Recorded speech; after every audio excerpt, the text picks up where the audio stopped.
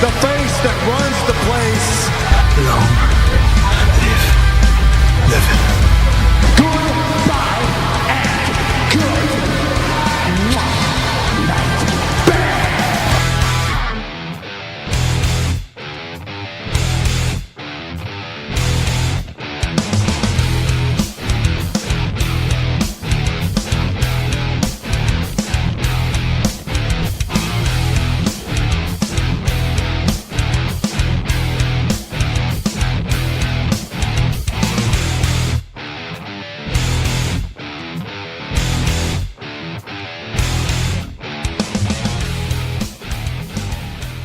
Feels like a broken pipe. I mean, it's drip, drip, drip, or it's up there, but it's dying to come out. You know what I mean? It's just, whoa, stop. I know. It's been constant issues. At some stages, it feels like a tap. Like one of my eyes is so itchy. That's like, I would like to keep it closed. Like, we're recording today's show. Well, first of all, welcome once more to another edition of The Kick Out, your weekly pro wrestling guide, right here on 90.3 Near FM, the EMC Podcast Network, and all good podcasting providers. I'm Dave Cullen, and I'm joined by the only man left in the room, Daragh Maher. Daragh, Barry, hay fever, how are you doing? Oh, struggling. Get ready for a show full of... and maybe a few sneezes. Few sneezes? Oh, I think so. Well, to be fair, it can't get any worse than this because we're recording the show on Summer Solace Day. Oh, it's so bad. Yeah. It's just so bad. Yeah. Personally, I felt I've had worse days. No, I think since I got into the studio, it's just been really bad. I don't know what it is about the studio. The studio's stuffy. Well, I think it's contagious because we both have it. Oh, well, hay fever's not contagious, but like the pollen count in this room specifically seems to be quite high. Because everyone wants to sneeze here. Right in front of our microphones. Oh, stop. We'll stop talking about it. We'll get everyone else queasy. Like, but let's put it this way. I have one of those hay bands on, took subscription for it, and I'm still like the way I am, I'm popping Piriton like they're Skittles. And it's still not working. Isn't that the week? How often do you take that? Oh no, I only take one, maybe max 2 a day. Yeah, because they make you drowsy. Yeah, it's great. I get more sleep lately. That's one thing, which I suppose is nice. Anyway, we're coming to you from Near FM Studios in the beautiful North Dublin village of Coolock. I won't be here for the next 2 hours, bringing you all the latest news, results, previous rumours, and more from the world of professional wrestling. We'll be viewing the past week's action, a lot of action from WWE, OTT Contenders, and New Japan Pro Wrestling's Dominion. We'll also be previewing events coming up from the likes of OTT, Pro Wrestling Ulster, and Uprising Wrestling. All that to come, but first we're going to start, as always, with the news. I hate to be the bearer of bad news. Also, good news, everyone! We're going to put the music down for this one, which only means one thing, and we're going to start the news off with this one. Vader, real name Leon White, a legendary big man, when he went in regards to pro wrestling, has passed away, aged 63 years old. White's son wrote the following on his Twitter account: "It is with a heavy heart to inform everyone that my father, Leon White, passed away on Monday night, 18th of June. At approximately 7:25 p.m. About a month ago, my father was diagnosed with a severe case of pneumonia. He fought extremely hard and clinically was making progress. Unfortunately, on Monday night, his heart had enough and it was his time. Hart underwent successful open heart surgery in March, but still had a long road to recovery ahead of him at this point. He was hospitalised again in April due to pneumonia, where he tweeted was downgraded to bronchitis. He underwent another surgery in May to repair an irregular heartbeats. Despite years of heart problems, White was active in the ring until only last year in 2017 and had been vowing to make a comeback even after his open heart surgery. He briefly fainted after a match in Japan last year, but claimed it wasn't related to his heart issues. Hart, of course, on his heyday was a football player before starting his wrestling career with the AWA. With incredible athleticism for his size, he became a star in both Japan and the United States, wrestling for promotions like New Japan Pro Wrestling, All Japan Pro Wrestling, Pro Wrestling Noah, WCW, and the WWF at the time. He also appeared as a character on a few episodes of Boy Meets World in the 90s, so it's a huge loss. I mean, we both remember Vader growing up. Like, I certainly have memories of him from looking back at wrestling, certainly. Like, yeah. Vader was a little before my time, just before my time. It was around the time I started watching wrestling, so. But, like, it's one of these guys, like, he's one of these guys, like, you know, who basically is against what the norm is. And when you look at all these athletic wrestlers nowadays, these really big athletic wrestlers, your Keith Lees, your Donovan Dijaks, your Kevin Owens, Even guys in Japan like Kento Kobashi or God, there's so many. Like we couldn't name off the top of our head, but he is one of the first of a long bracket. Like so, and in a way you could say his sort of form of wrestling or his sort of version of wrestling, because of his size and his amazing agility on top of that, probably creates a path for all these guys. There's an argument that if it wasn't for him, we wouldn't see a Keith Lee or a Kevin Owens or like that. It's definitely a really good call. I'd agree with that. Yeah, obviously it was. I think it was well known that it was definitely in the public anyway, because last couple of years it has been about Vader and his ongoing heart troubles. I think was it just a couple of months ago he put up a picture on Twitter of the big scar he had from his open heart surgery. Yeah. About to continue on fighting. Yeah. Obviously, it's an incredibly sad day. Well, it was anyway on Tuesday. Yeah, That's Tuesday when we night, found out. Yeah, Tuesday is when we found out. He was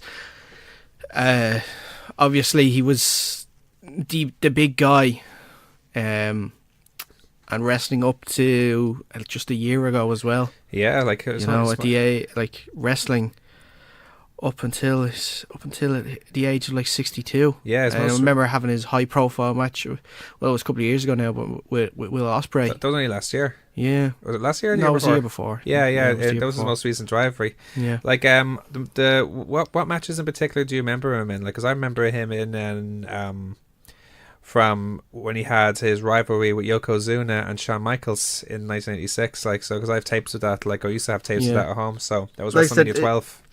For me, it was he was a little before my time. Yeah. A lot of I obviously knew who he was. Yeah.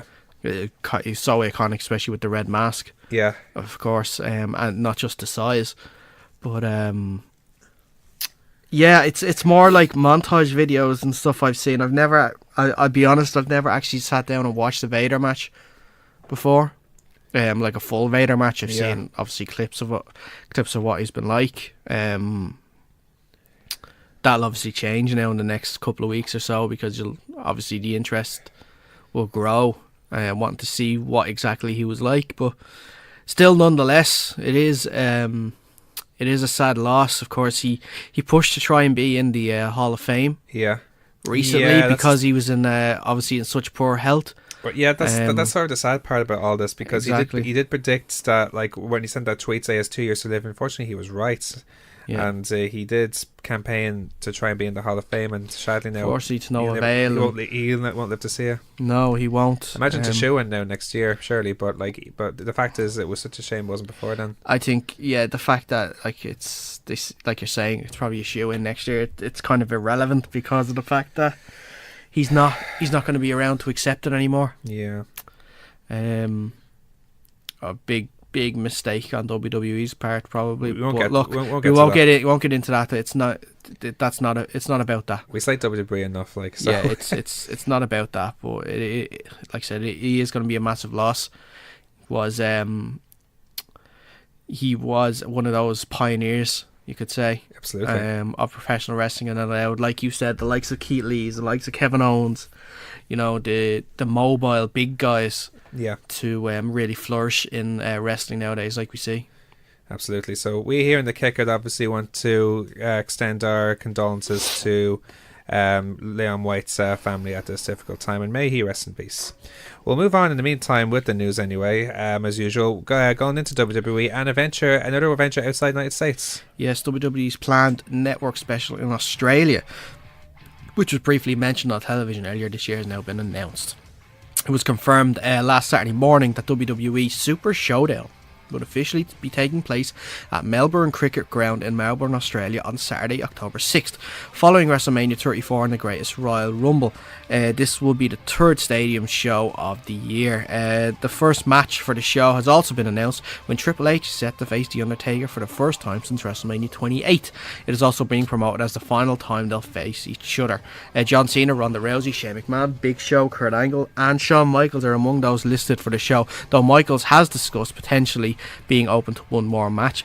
under the right circumstances. It wasn't specified whether he would just be making an appearance or not. Yeah. Seth Rollins, Roman Reigns, Randy Orton, Nia Jax, AJ Styles, Charlotte Flair, Daniel Bryan, whose contract expires on October 1st, interestingly enough.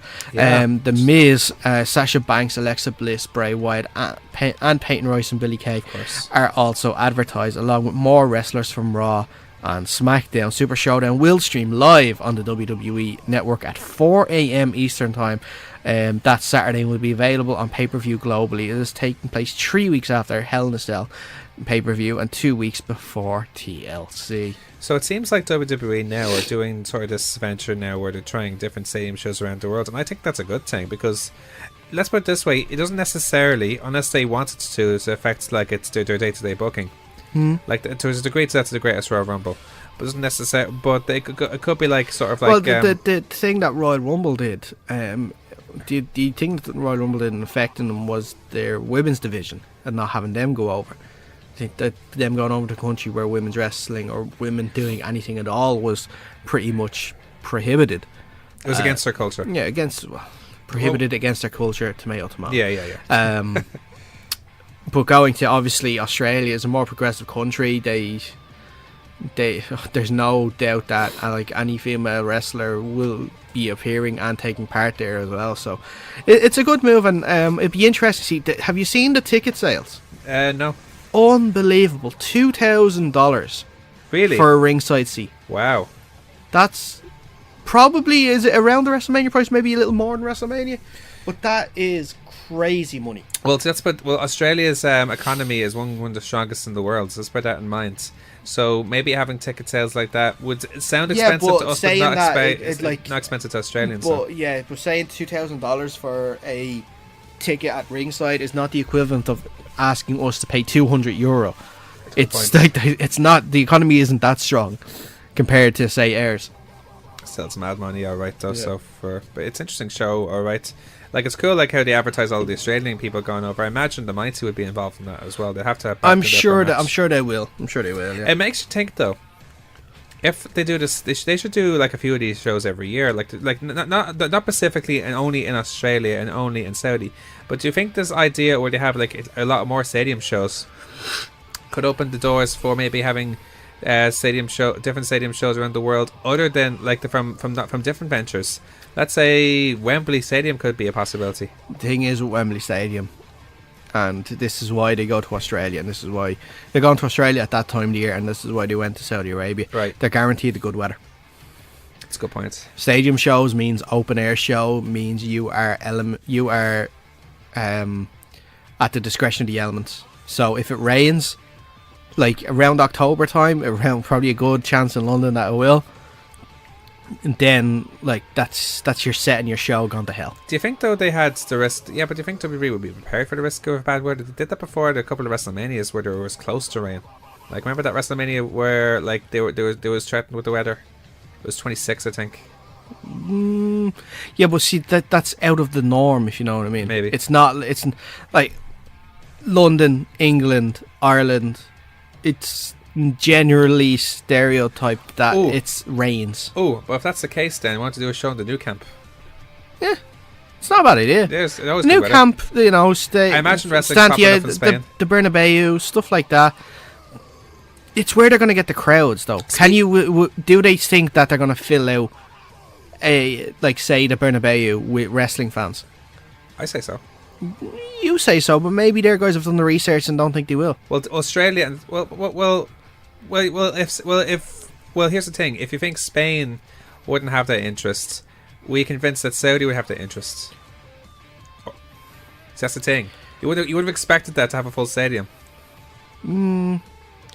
I don't know. I don't know what the difference. I don't know what the margins are in terms of wrestling fans when it comes to Spain and when it comes to Saudi Arabia. Yeah. You know. Yeah, I wouldn't know. I'm not going to even try and guess about that. I haven't done the research, Dave. I'm sorry.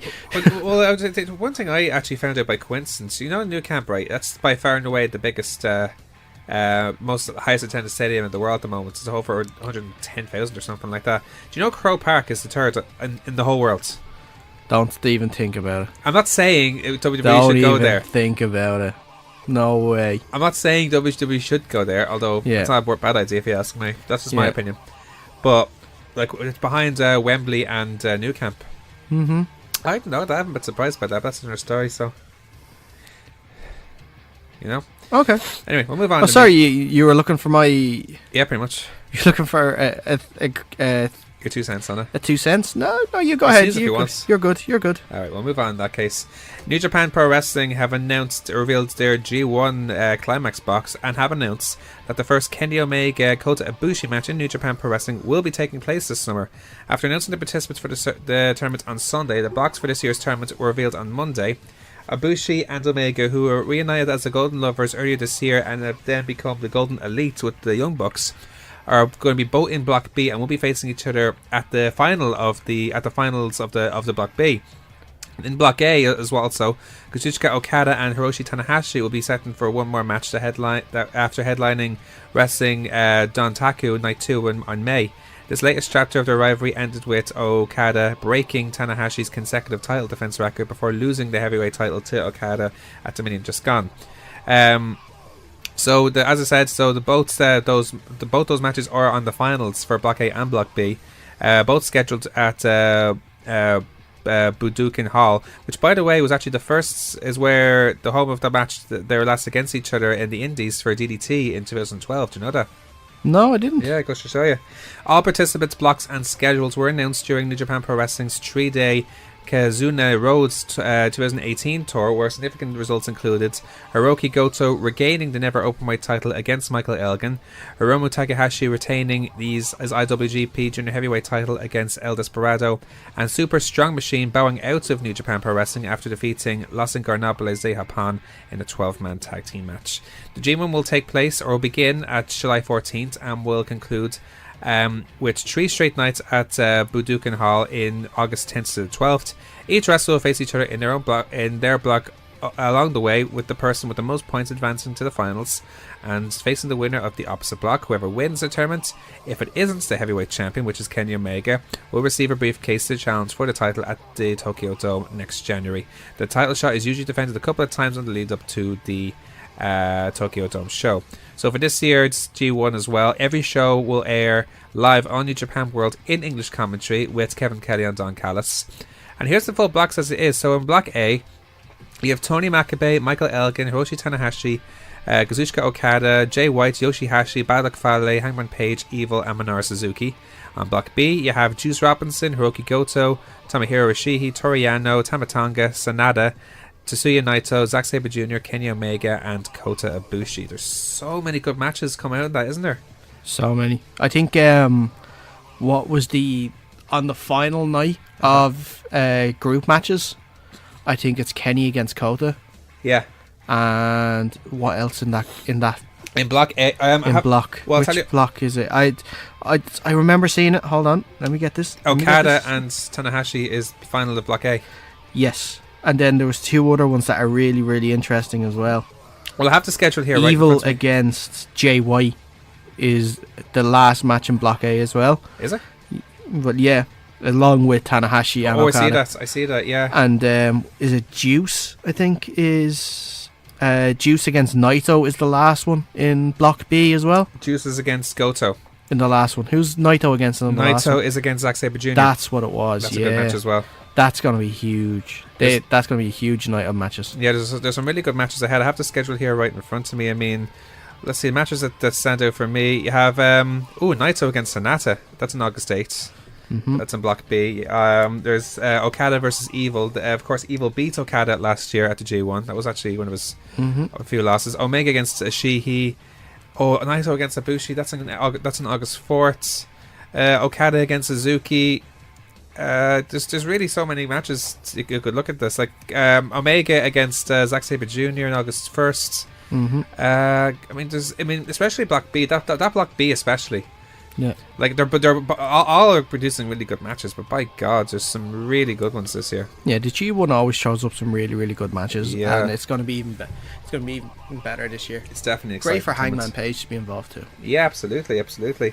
So a lot of people were actually disappointed that Jeff Cobb wasn't involved. Like, what are your thoughts on that? I can see why they're disappointed. Yeah. Jeff would be a really good addition to it. Of course.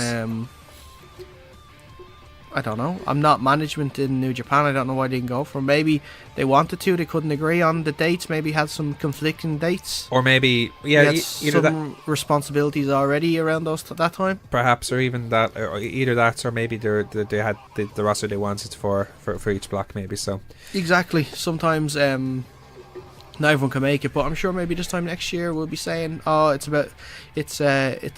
right now that yeah. Jeff Cobb is there."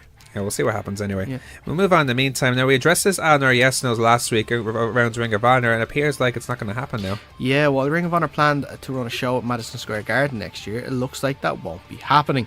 Ring of Honor COO Joe Koff did an interview with PW Insider on Tuesday, where he noted that Madison Square Garden said that they were backing out of the show after, in quotes, communications from WWE. It was reported that WWE were doing everything they could to stop the event from happening, and that it was possible that they could succeed in do so. I'm not going to discuss beyond this statement because I am not going to litigate this to the press. Koff told the PW Insider, "We had a deal with Madison Square Garden, and they told us they were backing out at the communications from the WWE. We are not able to get any other dates in any kind of discussion. I'm expecting that our lawyers will be contacting all the parties involved, and best we can hope for is that we find a resolution so we can bring the kind of energy and excitement that Ring of Honor and our partner New Japan to a bigger audience and to bigger arenas and to the fans of New York City." Sinclair Broadcast Group CEO Chris Ripley first mentioned the show while speaking with the Baltimore Business Journal. It was planned to take place during the Saturday of next year's WrestleMania weekend, with WWE's Hall of Fame ceremony, NXT TakeOver special, and post-Mania Raw and SmackDown scheduled for the Barclays Center in Brooklyn. AAA have also been planning to run Madison Square Garden shows. It's been several decades since anyone other than the McMahon family has promoted a pro wrestling show at the venue. Goes to show you. I mean, I don't understand. I mean, for one, first of all, they've only used Madison Square Garden for house shows. They're using it for a house show next month, for example.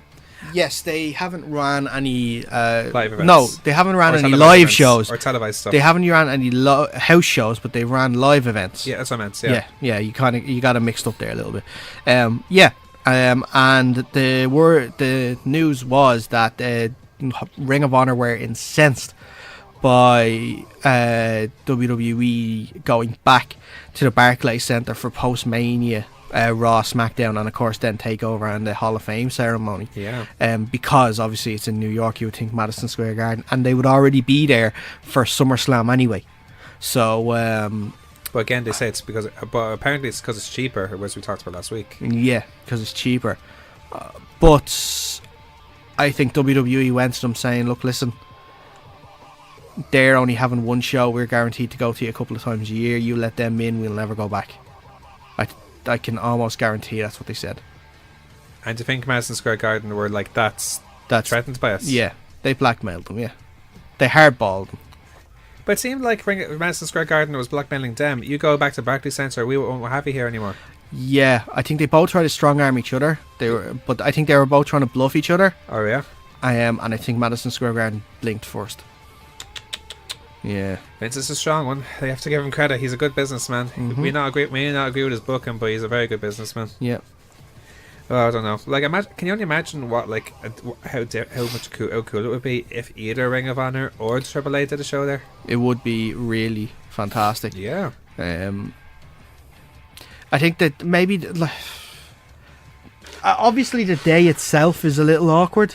Yeah. That they wanted to do it, because they would have wanted to do it on the Saturday night, which is the same night as NXT TakeOver. So Sorry about that. I think we'll probably see an increase of WWE going back to Madison Square Well, Garden. they kind of have to now. Yeah. But the thing is, it's more of a hole in their pocket, so either way. Yeah.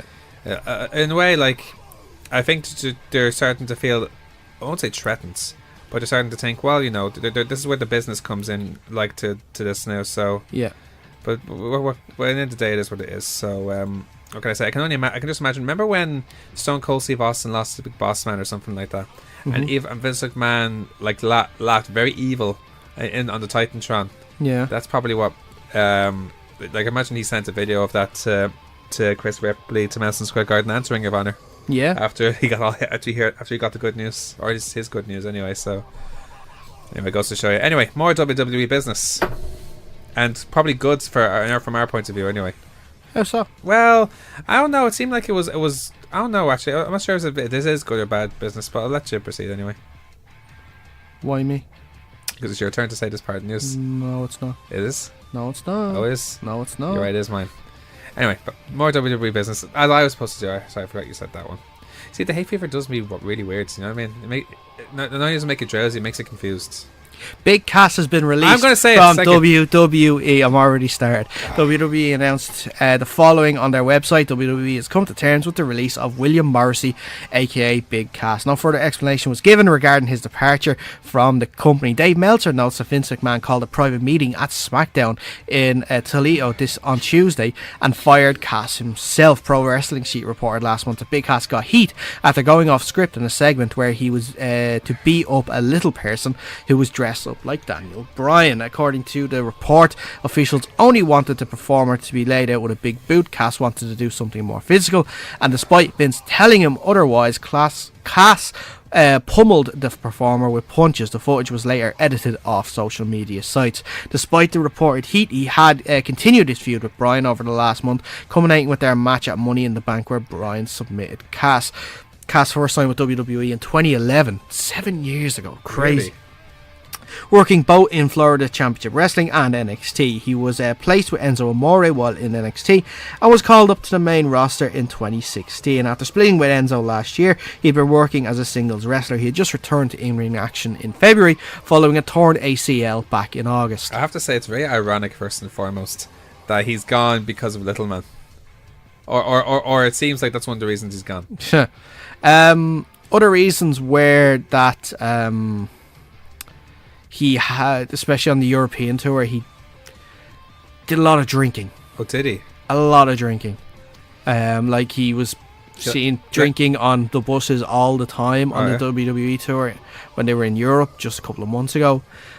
Also, He has a thing for red wine. being drunk in person, as being drunk on the street as well for everyone to see. He's on his holidays. Which incensed Vince McMahon.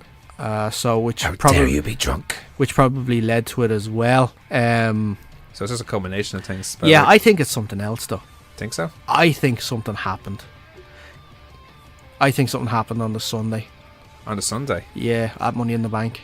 Something to do with the booking of the match, you reckon? No, I think something happened in terms of, I think he went mental backstage and did something. Had a meltdown and now he's paid the price for it. Yeah, I think so. I guess we can only speculate now. I imagine we'll know in a few weeks. So. One thing though that I never thought I'd say. What?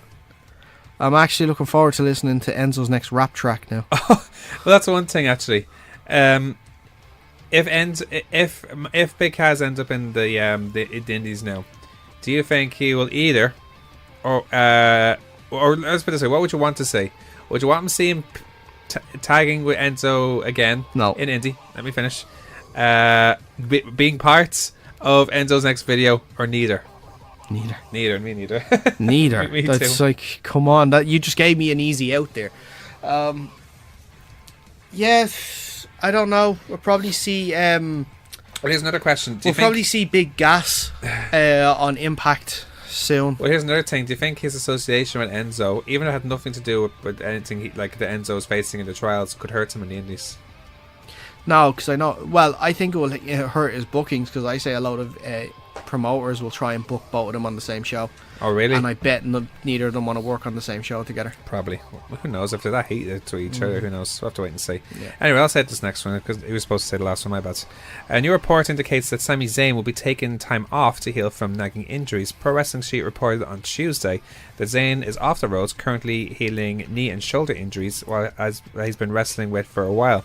He had been reportedly travelling to Birmingham, Alabama to get the injuries checked out. Before being called to the main roster, Zayn injured his shoulder in a match against John Cena at WWE Raw for the United States title back in 2015. Remember that match? That was a class match, wasn't it? He spent the last 7 months on the shelf before returning to NXT, eventually being called up at the 2016 Raw Rumble. Zayn lost to Bobby Lashley this past Sunday, in which was largely considered a one-sided match, which ended their feuds. He has been paired with Lashley following WrestleMania, most infamously bringing Lashley's sisters to Raw in a much derailed segment. No nicer way of saying it. There's no current timetable for when Zayn will return. You know, that makes so much sense considering the last few weeks with the rivalry. I mean, all the segments and how quick the match was at that was Zayn jobbed out. You know, that was. But it makes so much sense. That was a squash, like. It was. That was a squash. But it makes so much sense considering his injuries, I suppose. Yeah, true. Yeah. Here's what it is, I suppose. But at least it makes so much sense why, you know, even despite all that, like, he still tried to do his best with the promo, like, and God forgive, he did try his best, but it wasn't working. It was one of these things where you're given nothing, and he tried his best, but even he couldn't do it, like, you know. It was what it was. Anyway, we'll finish off the news anyway with two new title matches that have been announced to round off the cards for New Japan Pro Wrestling's G1 special at San Francisco on July 7th. It was announced on Wednesday evening that Hiromu Takahashi will defend his IWGP Junior Heavyweight title against long-term rival Dragon Lee at the Cow Palace. That's who you wanted as well. That is a brilliant match. No, and you haven't seen these guys face each other yet. Guess I will now. You have to. Yeah, mate, this is a brilliant match. Of course, the two are no stranger to each other, most recently wrestling at the Best of Super Juniors tournaments where Dragon Lee was victorious on that occasion. It was also announced that a never openweight championship match pitting new champion Hiroki Goto against Jeff Cobb. The two spent a lot of time in the last tour battling one another, where Cobb challenged Goto following his championship win over Michael Elgin earlier this week. The full card is as follows then. So Kenny Omega will be defending his heavyweight title against Cody Rhodes. United States Champion Jay White against Juice Robinson. Junior Heavyweight Champion, obviously as we mentioned, Takahashi defends against Dragon Lee. Okada and Will Ospreay to take on Bushi and Naito. The Young Bucks to defend their tag team titles against Evil and Sonata. Goto to defend the openweight title against Jeff Cobb. Hiroshi Tanahashi and Kushida against Hangman Page and Marty Scurll. Tomohiro Ishii against Antonio Yano against Minoru Suzuki and Zack Sabre Jr. And the Chaos team of Yoshihashi, Gedo, Rocky Romero, Sho and Yo will take on the Bullet Club team of Haku, aka Ming, Tama Tonga, Tonga Loa, Yujutsu Takahashi, and Chase Owens. So great card. Nice to see Haku back because he's the sons of Tama Tonga and Tonga Loa, isn't he? He's their father. Yeah. As far as I'm aware, the sons. and he's had links with Bullet Club. He came in as an escort before, or a manager, or he came in at ringside. Yeah. For the Good as a Destiny ones while wearing the Bullet Club shirt. So it'll be interesting to see what he's like in the ring. So that's true. Yeah, I'd actually like this. Can't wait to see that. That's one hell of a card, though, isn't it? Yeah. And that's going to be. But you remember Haku though, don't you? Like, of course, I remember Haku. I remember like the first time I actually ever saw Haku in a ring was actually when he was with Rikishi. Yeah, but it was I think when he first came back it was a Royal Rumble 2000. Yeah, that's what it was. That's when he first came back. That's when I first saw him in the ring, and that huge afro. The big afro. The huge afro. The big afro and and that cinder block of a head of his. Oh yeah, the whole thing where you can never headbutt a Samoan. Yeah. He was he probably would have been the first one because there's no way you'd be able to headbutt him. I think it was a tradition for a while, but I think he's one probably one of those guys who reminded them, okay, this is a bad idea. You know how to do this. Yeah. So it goes to show. But anyway, it's a class card, so there's so much to look forward to for that. But anyway, that's all their news. So when we return, we will start our results of the week with OTT Contenders 10. Right after the short break. You're listening to the Electronic Media Collective Podcast Network. Yeah, it's a mouthful. For more great shows, visit electronicmediacollective.com. We're back here on the Kickout, your weekly pro wrestling guides. Now let's continue on our show now with our results of the week. Oh my God! What the hell is going on? Oh my God! OTT! OTT! OTT! OTT!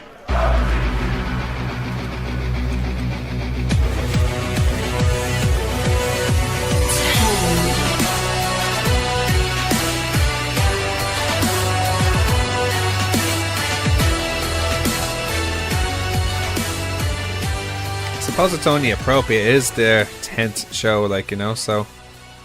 That is true. So OTT Contenders International Invasion, which took place last Sunday at the Ringside Club in the National Stadium. Again, we always say it, Contenders shows are always the ones that deliver. True. This one had been, I'll be honest, a little bit under the radar, especially for myself. Oh, really? Yeah, because there was nothing in terms of, because there's nothing around it. Well, you know, normally there's how can I say? There's normally I'm struggling to get where you're coming from. There's normally like maybe a show on the night before. Oh, I see what you know mean. what I mean? Well, it doesn't have to have that, does it? I know, no, it doesn't at all. Like, it stood on its own perfectly and it did fantastic, and I love the show. It's probably actually my favourite Contender show that I've watched or been to. They're always to deliver, like, you know. Been to, Darren. Been to. Yeah. Oh, yeah, you're having... Yeah. Been to. Yeah, just reminding the guys from More Than Type who had a go at you on the Prediction League video. If you haven't checked out our Prediction League video, where we previewed NXT Chicago and Money in the Bank, we had Nathan, LJ and Darren, and Darren and LJ in particular had to go at yourself in that period at enough events. Yeah. Or decent comparison to myself, who's there most of the time. So yeah. Look, it's well established. I defended you. I don't go to Tivoli shows if I can't get a seat, because I'm a very small lad, and there will always be someone bigger standing in front of me. How tall are you, by the way? Again. 5'6", 5'7". I'm only 4 or 5 inches taller than you. That's an important 4 or 5 inches, Dave. Is it? Yeah.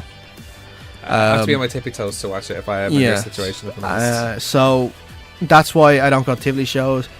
Been at the last 2 Fight Factory shows. Didn't go to Cabra last week because we were actually recording at the time. Yeah, well, that's perfectly valid. Yeah. So. I'm not going to keep defending myself. I go to the shows. And I was front row on Sunday, like I said I would be. Yes, and that saved, and I saved. Actually, that seat was there. I didn't even save it. You did, though. You were going to say, I saved that seat for you. No, I admit it. That, like, I got crowded by the time you came in, and you came in like during their entrances of the first match. Yes. So yeah, I got there like at 4:05 or something like that. Yeah, and it was almost like a main event style match to start off. It was Jordan Devlin, Nathan Martin and Scotty Davis in a triple threat match. What I love about the triple threat matches that you see in shows like this is that they all try and do moves around the three of them. Mm-hmm. It's like either a tag, it's not just tag team moves against each other, it's like one person that would affect the other two. Yeah. So I can't remember all the sequences, but I think they had double submissions, for example, like at one stage. I don't know, I think they had there was one case where Jordan, I think, had like a half an SCF whilst having the other one on the abdominal stretch. Yeah. And also had Scotty having his Rings of Saturn on both Nathan and Jordan. That was class, actually. Yeah. But even the use of strikes and stuff like that as well. Like, and when you consider again, this is probably the current of Irish wrestling against the future of Irish wrestling. It's a very symbolic match in that case, you know what I mean? Yeah, exactly. It's the current, because you wouldn't even say the past with Jordan. He's the current against the future with these two, and you could just both 17. Nathan Martin is in the middle. Is not even finished his leaving. I think cert he's yet. finished now. Is he finished now? I think he's finished now. Yeah. He just finished his leaving cert. Yeah, he just finished his leaving cert. Yeah, hope And he did well, by the way. Then, by the way, I was listening to shout out to Justy's podcast, The Spanish Pantomime. I listened to the latest episode. Class podcast. And he was talking to Dmitry Krakovic.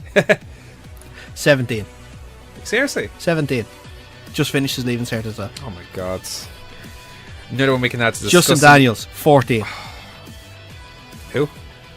Don't recall that name. I'm only joking. Blacklisted. I know. Blacklisted. Justin Daniels. I'm only joking. Oh, sorry, I had a lapse of concentration there. That's the hay fever's fault. Yeah, well, listen, Blacklisted. I will never make that mistake again. Blacklisted. I thought you forgot. I thought you turned the other page with that. But okay, fair enough. But again, none of we can put into discussing the young category is Dimitri now. So Fabio as well, 15. You get me annoyed. You get me worked up now. Jordan won this match anyway by package pile driving Nathan for the win. And after the match, then Jordan acknowledged first of all his participation in the WWE UK tournaments. Yep. Well, obviously, we didn't report that this week for obvious reasons. It's spoiled on everybody. Yeah, don't you? I know some stuff. You know the obvious stuff that WWE reported. I tried to avoid it, but I Tag think match. that's one thing I know. Yeah. But I think Because that's WWE reported that. That's public knowledge. Well, to be fair, I can understand why they might have done that, but it's kind of weird. That's another thing. Why would they report? Why would they spoil their own stuff? This is the problem with pre-recording this stuff. It gets out. Here's the problem. I think they got out, and then they couldn't cover it anymore. They had to. But I think they're so sly now that they're like, oh no, if anyone's going to spoil, let's expect these internet trolls. We'll spoil it on ourselves. But they'd already done it. No, but the point is, they'd rather get the views and the listens and the likes on YouTube rather than anybody else over their own stuff. You know what I mean? Like, yeah, but when you say that we'll spoil it on ourselves, you get into this like Homer Simpson territory. you mean when he says something like, Stupider like a fox. Exactly. I don't know if I get this aggressive about it, but No, WWE are that aggressive. yeah, but I don't know. I think they're more tenacious than that. But I see what you mean. But yeah, but that's the thing. Like they'd rather spot it on themselves because they'd rather have the hits, they'd rather have the likes, they'd rather have the followers rather than all these internet people who do like channels and stuff like that. But the thing is, like the reason why they're stupider like a fox was it already had gotten out. Yeah, exactly. It's so already if anyone gone was out, to let so- it go out, it's them. You know what I mean? Yeah, it's Sly as hell. yeah. Anyway, we'll get to that. Anyway, and also Jordan Devlin challenged Mark Haskins then to a title match at the Tivoli, Yeah. which was later confirmed. I think it was on Monday it was confirmed for that, so it's going to be a hell of a match. Yeah, really, really good match. I wonder if they would pull a certain type of booking I have in my head. What's that? Jordan wins, like via a roll-up or something like that. Right. Mark Haskins batters him, and then cashes in again. Well, A straight rematch, like straight away. is his contract being part of this match? That's what I've No. It isn't. It's No. he's just number contender straight out. Weird. I thought it had something to do with the contract being number contender, but that would actually be clever booking as well. We'll see what happens. Anyway, Amy Alonzi took on Raven Creed. Now, post-match, they had Raven Creed seeming to bully Alonzi at the back before Martina stood up for her and then advised Amy to stand up for herself. So we haven't seen... Pre-match, not post-match. Pre-match, that's what I meant, Yeah. sorry. It was a good story to the match, like with Amy being scared of Raven despite chance of stale hair, no fans from the crowds. It was You mean from Nathan? well, it started from Nathan. It was Nathan who made that up. That was Yeah. brilliant. Very impressive moveset from both ladies. Like, you know, like Raven Creed is an awesome wrestler anyway, but Yeah. Amy has improved so much, hasn't she? Yeah, the stint that she's been having down with Wrestling.ie has been fantastic for her. Yeah. She's really improved, and I'm obviously training too. Really, really good, and great to see. And hopefully now much more matches, maybe even a little feud between those two for the next while. It actually Could work. Actually, a feud that actually makes a lot of sense. Yeah, Like, especially with Raven getting the win now, and maybe it's almost like it could help Amy evolve into a member of the roster as well by actually getting the win over Raven. her character is very similar to Bailey, like in a way that she's so babyface and she doesn't want to harm anybody, but maybe she'll get more tenacious as it goes on and wanting to eventually beat Raven, like, you know. So True. in this case though, it was Raven who beat Amy with the backstabber, but it was a very good outing from her, so I can't wait to check her out again, whether it's against Raven or not. Now the Armstrongs took on Rough Stuff in a tag team match. Very fun. This is a brilliant match. It's actually a very funny match. Second funniest. It's obviously second funniest, Yeah. but it was bad. But give it its due. Like, it was actually an awesome match. So a few other spots that they did from their match in CCW as well. They did the pec flip again. The peck. The pec flip or the pec drag. Sorry, No, it was the peck trap. pec drag. Peck trap because he trapped his finger inside his pecs. But he dragged him like an arm drag. Therefore, After it's a that, correct yeah, he drag, did. pec Yeah, he drag. did. Yeah. Okay, so peck drag then. Yeah, and see, they also did like when Butch was not in the octopus stretch, he had him stuck in and was working the hands and Yeah. stuff like that. But no, it was a And really he got good one. Foxy in a headlock as well. Yeah. Yeah. No, but Butch and CT's sequences were particularly funny as well. Like, but I didn't expect the ukulele at the end. So did you? Well, I didn't, but I saw why. Made sense. Because of the whole like song call outs. Song contest call-outs. Yeah, for the last while. Or call-out contests. Yeah. There you go. But like, but it was really ironic when it ended that way. Like when Rough Stuff hit Marion with it before finishing him off for the win. So I think Was it the look both ways? That's what they call their finisher? I think so. Yeah. Yeah.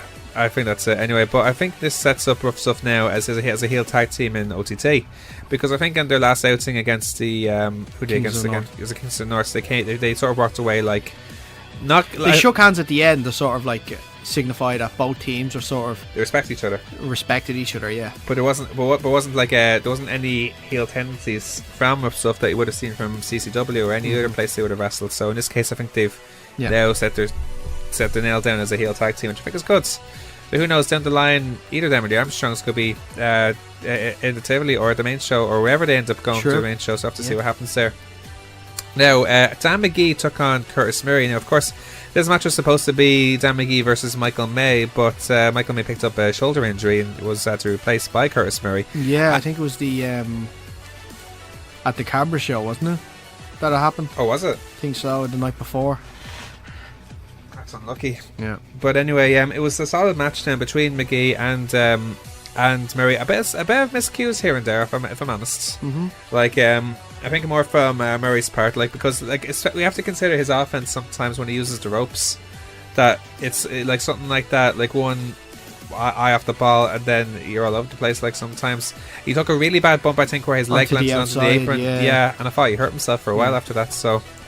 And because it's Curtis, because we've seen him badly injured before, the wrestle pops and show in particular thinking, oh, please be careful, please be careful, please be careful. Yeah. Like, he's one of those guys you're kind of like, when he does something high risk, like, you know, there's some guys you trust doing it, but I don't think, I hate to say this about Murray because he's an excellent wrestler, but I think he's one of these guys who we still have to get used to him doing all this safely, like, or 100% safely, and he probably does it 99.9% all the time, but we still see that 0.1%, do you know what I mean? Well, look, this is why it's Contenders. It's like a building ground for them. It's these can make their mistakes here. Yeah. You know, I think it's all right for them to do this because they're still trying to perfect their own technique. Because these guys are still green. They're still young. So it's supposed to be harsh, I suppose. Yeah, it's well. Look, you call it as you see it. Yeah. So I wouldn't be like quick to sort of say like he needs to calm down and stuff like that. I never said that. No, I didn't say you did. No, I didn't say you did. God, Dave, very defensive tonight. Very defensive. It's a hay fever, you know. God, so defensive. Okay. Wow. You're gonna keep going on me about it. Wow.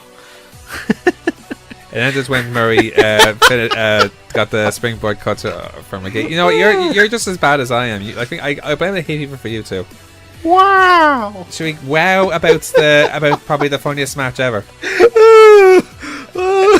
It's not even funny. I know it's not, but I'm just delirious right now. So let's talk about something that is funny. Let's do this. That was very funny. This is Cheap Tropicana versus More Than Hype, LG Clear and Darren Carney against Martina and Chantal Martel. This is probably the funniest match. Here's the thing. It's the match I've enjoyed most, I think, in Irish wrestling. Ever? Wow. Yeah. It's definitely one of the funniest, probably the funniest matches I've ever seen. I compared this. I've talked to so many people about this over the since. Yeah. Compared this match to the 5-man, 6-man, 5-man match at OTT. Yeah. Between British Strong Style and Angel Tyler Cruisers. Spate and yeah. And this match, I think, is just edging it. If I'm honest with you, it was like a Gaeltacht disco because everyone from the start, LJ, Captain Sexy, Aiden, and Jose. Yeah. All tried to impress Chantal, and here's everyone trying to avoid Martina. So here's Chantal, who is the girl that everyone wants, all done up, you know, high heels, nice hair, stuff like that. Here's Martina, who has bad breath and zits, and probably smells of cans in her case. I tell you what, LJ was right on Saturday. What's that? She's a 10. She's a 10. We'd be lying to you if we didn't fancy Chantal Martel at the time. We're playing this as a tribute, if you like. But no, it was everyone was trying to impress Chantal. Best moment of the match was when she got tagged in, and everybody everybody ran in. Including Don, Jose, Foxy, and Jordan. Yeah, everybody ran in. Butch ran in as well. Butch ran in. I was listening to Low Blows last night, and Jade was talking about that point in the match too, and she said that Joe was actually meant to jump in as well, but he probably didn't because he was laughing too much at what happened. That actually would have been so funny if he went on it. But he had to come all the way down from the booth where the sounds. So it's probably, I don't know if it's difficult or not to go through there, but that would have been so funny. But then again, Don came all the way from the commentary the other end of the room. He did. So, I'm gonna have to watch the on demand of that match to see what happens. Did Don just drop everything and just run? Probably did. He dropped all his cans just to get it, you know. So, but before that, you had LJ trying to show off with his acrobatics, being called Morton Flips at one stage. Yep. And Captain Sexy trying to show off that he's Morton. He's Morton Hips. Yeah. At the time, so. But here's Darren on the other hand, who's very suspicious of Chantel. He says Chantel has a secret. I wonder what it could be, though. You still don't know? I don't know. My view. There was a big gasp at the end of the match, but Justy had, Foxy had obscured my view, so I couldn't see. Oh, okay. All I saw was Darren and Chantel got it on. I did see that. They did. Well, Darren wasn't sure if Chantel was a female or not, but it was very funny. What? This is Darren. What? This is Darren. What? This is Darren. This is Darren we're talking about. We're not questioning anything here. We're just calling it as it happens. What? But it was very funny as well when everyone was trying to talk to Chantel and Martina tried to come in and she got punched every time. But it was so. But there's so many good moments in this match when Jose came out with the flowers. Yeah. In fact, it was so funny what was so funny as well. I'm not sure if you noticed this. This was right in front of us. Here's Jose giving it all. You know, he's giving it a bit of a pose, and his hips were thrusted forward while giving that look. And I could have sworn he had a boner. 2 questions. Okay. Why would he have a boner? Okay. Secondly, why would you be looking at a boner? Because first of all, he has a first question's easy. He has a boner because it's Chantel. And second question is when it sticks out it's like a sore thumb, you cannot help but notice it. If it's the size of a thumb, he's in trouble. You know what I mean? I know what you mean. Either way, he wanted it. He came out with the flowers, but somehow Darren ended up with them, much to Chantel's delight. And the match ended then when Martina revealed Chantel's face. Well, we didn't see it. We didn't see it. I didn't. Despite some of the crowd suggesting it was Be Cool, it clearly wasn't. That was brilliant. The other funny... There was just a quiet moment in the match and someone yelled from the crowd, "It's Be Cool!" you know what the worst thing was? What? I couldn't tell until that was mentioned. You're not serious. I'm not joking. No, you're not serious. I actually genuinely couldn't tell who. I knew it was a guy. Okay. So let's break kayfabe for 2 seconds. Let's break kayfabe for 2 seconds. I knew it was a guy, but I didn't know. Hold on, get that elevator music on. We have to have a talk. Do we want to sound? We have to have a talk. Wait, is elevator music necessary for this part? Yes. Alright, fine.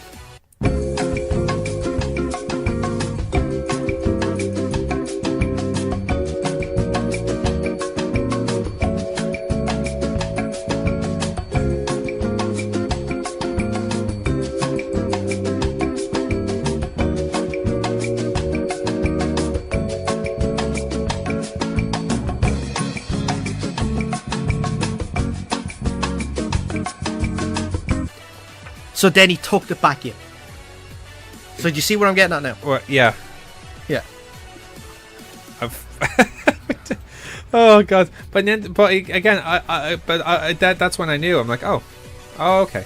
But anyway, it ended then when her face was revealed. I mean, before Darren and her kissed each other, and then Aiden took advantage by cradling Darren, who was so complex with the whole thing, for the win.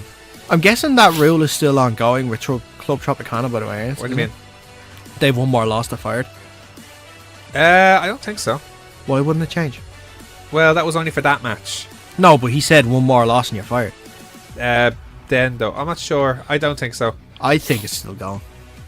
I don't. I hope it is, because they said one more loss. They didn't say you need a win. They said one more loss and you're fired. So I hope that storyline's ongoing. Well, that match. Well, it's an instant match to have next. And I hope it takes them all the way to the titles. Why not? all the way to Oh, the and finals. their next loss, they eventually lose before the titles. No, they win the titles. I want them to win those titles. But anyway, so it'll be interesting to see what they have next, because now it's the three, it's the two of them. It's Team Tropicana and Colt Cabana now against all three members of More Than Hype. So That'd be a great match. That's going to be a class match. But again, this was probably the funniest match. This is definitely the funniest match of the year. Mm-hmm. But the funniest match you've ever seen in Ireland? Yep. Hands down. I'm going to go with it too. Yeah. Like, this is way more memorable. Yeah. And some people say, And for like, such some a- people say as well that, like, when you mention, like, if a match is funny, that obviously it wasn't good technically. It was good technically. It was brilliant. Everything about this match worked, and what they went out was to have a bit of fun in the match and add some comedy in, and they did, and it hit its target. Everything about this match was perfect. It was I wouldn't class. have changed one little bit of it. Class show. Anyway, so Sean Guinness then, after the breakdown, Sean Guinness took on Naoki Tanizaki 1-on-1. Now, I don't know if these two are rivals in Japan. I imagine they are. But it was a very solid match, like a strong style match with plenty of near faults. It was all about, you said sorry. Like, I think Because he pulled his hair. he pulled his hair, and Yeah. then he said sorry, and then they got into another scrap outside. Yeah. I like Tanizami though. Tanizaki, like he's a good wrestler. He's like a mix between Tajiri and Kushida. if that Yeah, makes sense. I didn't mind. It's just all the baggy clothes was a problem for me. It's a very small problem, but I was too distracted by all the baggy clothes and trying to figure out what baseball shirt he was wearing as well. Well, Japan are into their baseball, I know. so Yeah. you can only guess that one. Mhm. And it was Guinness who won by a cradle, which disappointed Tanizaki, who tried to attack him after. But then Yeah. Don tried to come out and say, "Okay, our custom here, we have a can after," and that was that. Yeah. They all drank to that, and that was that. And then the main event: Terry Thatcher against Evil Uno for the NLW title. Man, Uno can chop. Of course you can. Yeah, it seems like every match now that Terry Thatcher has, like he takes a beat and chops. He took a hell of a beating. His chest must be permanently red at this stage. Probably. Yeah. Very competitive match though. Good offense and charisma from Uno. Actually, I like Evil Uno. Actually, Jenny hopes he comes back. So I do too. Yeah, I'd love to see him again in another show. Yeah, but again, it was Thatcher who was resilient with many near falls and eventually won via his brace yourself neck breaker for the win. And that was that. Without the braces. Yeah, They fell off at the start of the match. They fell off like 5 minutes into the match or something like Yeah. that. So, but it's another great show. There's no contenders confirmed now until after their Slur Road show for WrestleMania 2. In August. Yeah, August 19th. So they have nothing Yeah. next month. It's a really big card that they have as well. Yeah. Shane Strickland, Matt Riddle, and who's the third? Well, that's Sean Guinness advertised for it as well. But we'll The see. Sean Guinness one? Yeah, I think it is. Yeah. Either way, there's a lot of matches, great matches to look forward to there. So It's interesting. Kenny Omega was doing a press call for the G1 show in America, okay, and he was talking about Matt Riddle, okay. and he was saying that Matt Riddle should go to New Japan because he can be the American Shibata. And I was thinking, that is some comparison. That's a great. It's pretty spot on as well. Well, I'm not. Well, He could be. I'm trying to think how that would work, because here's the thing. No, like his wrestling style is like Shibata's. He's like the American Shibata. To a degree, I won't completely agree with that. Only because Matt Riddle does a lot more Excuse martial me. arts as opposed to Kushida, which endures a lot more high flying. As he's more of a hybrid. I don't think Matt Riddle is quite the hybrid. Yes, I don't see. What are you saying? You're saying Kushida. Yeah. I said Shibata. Oh, Shibata.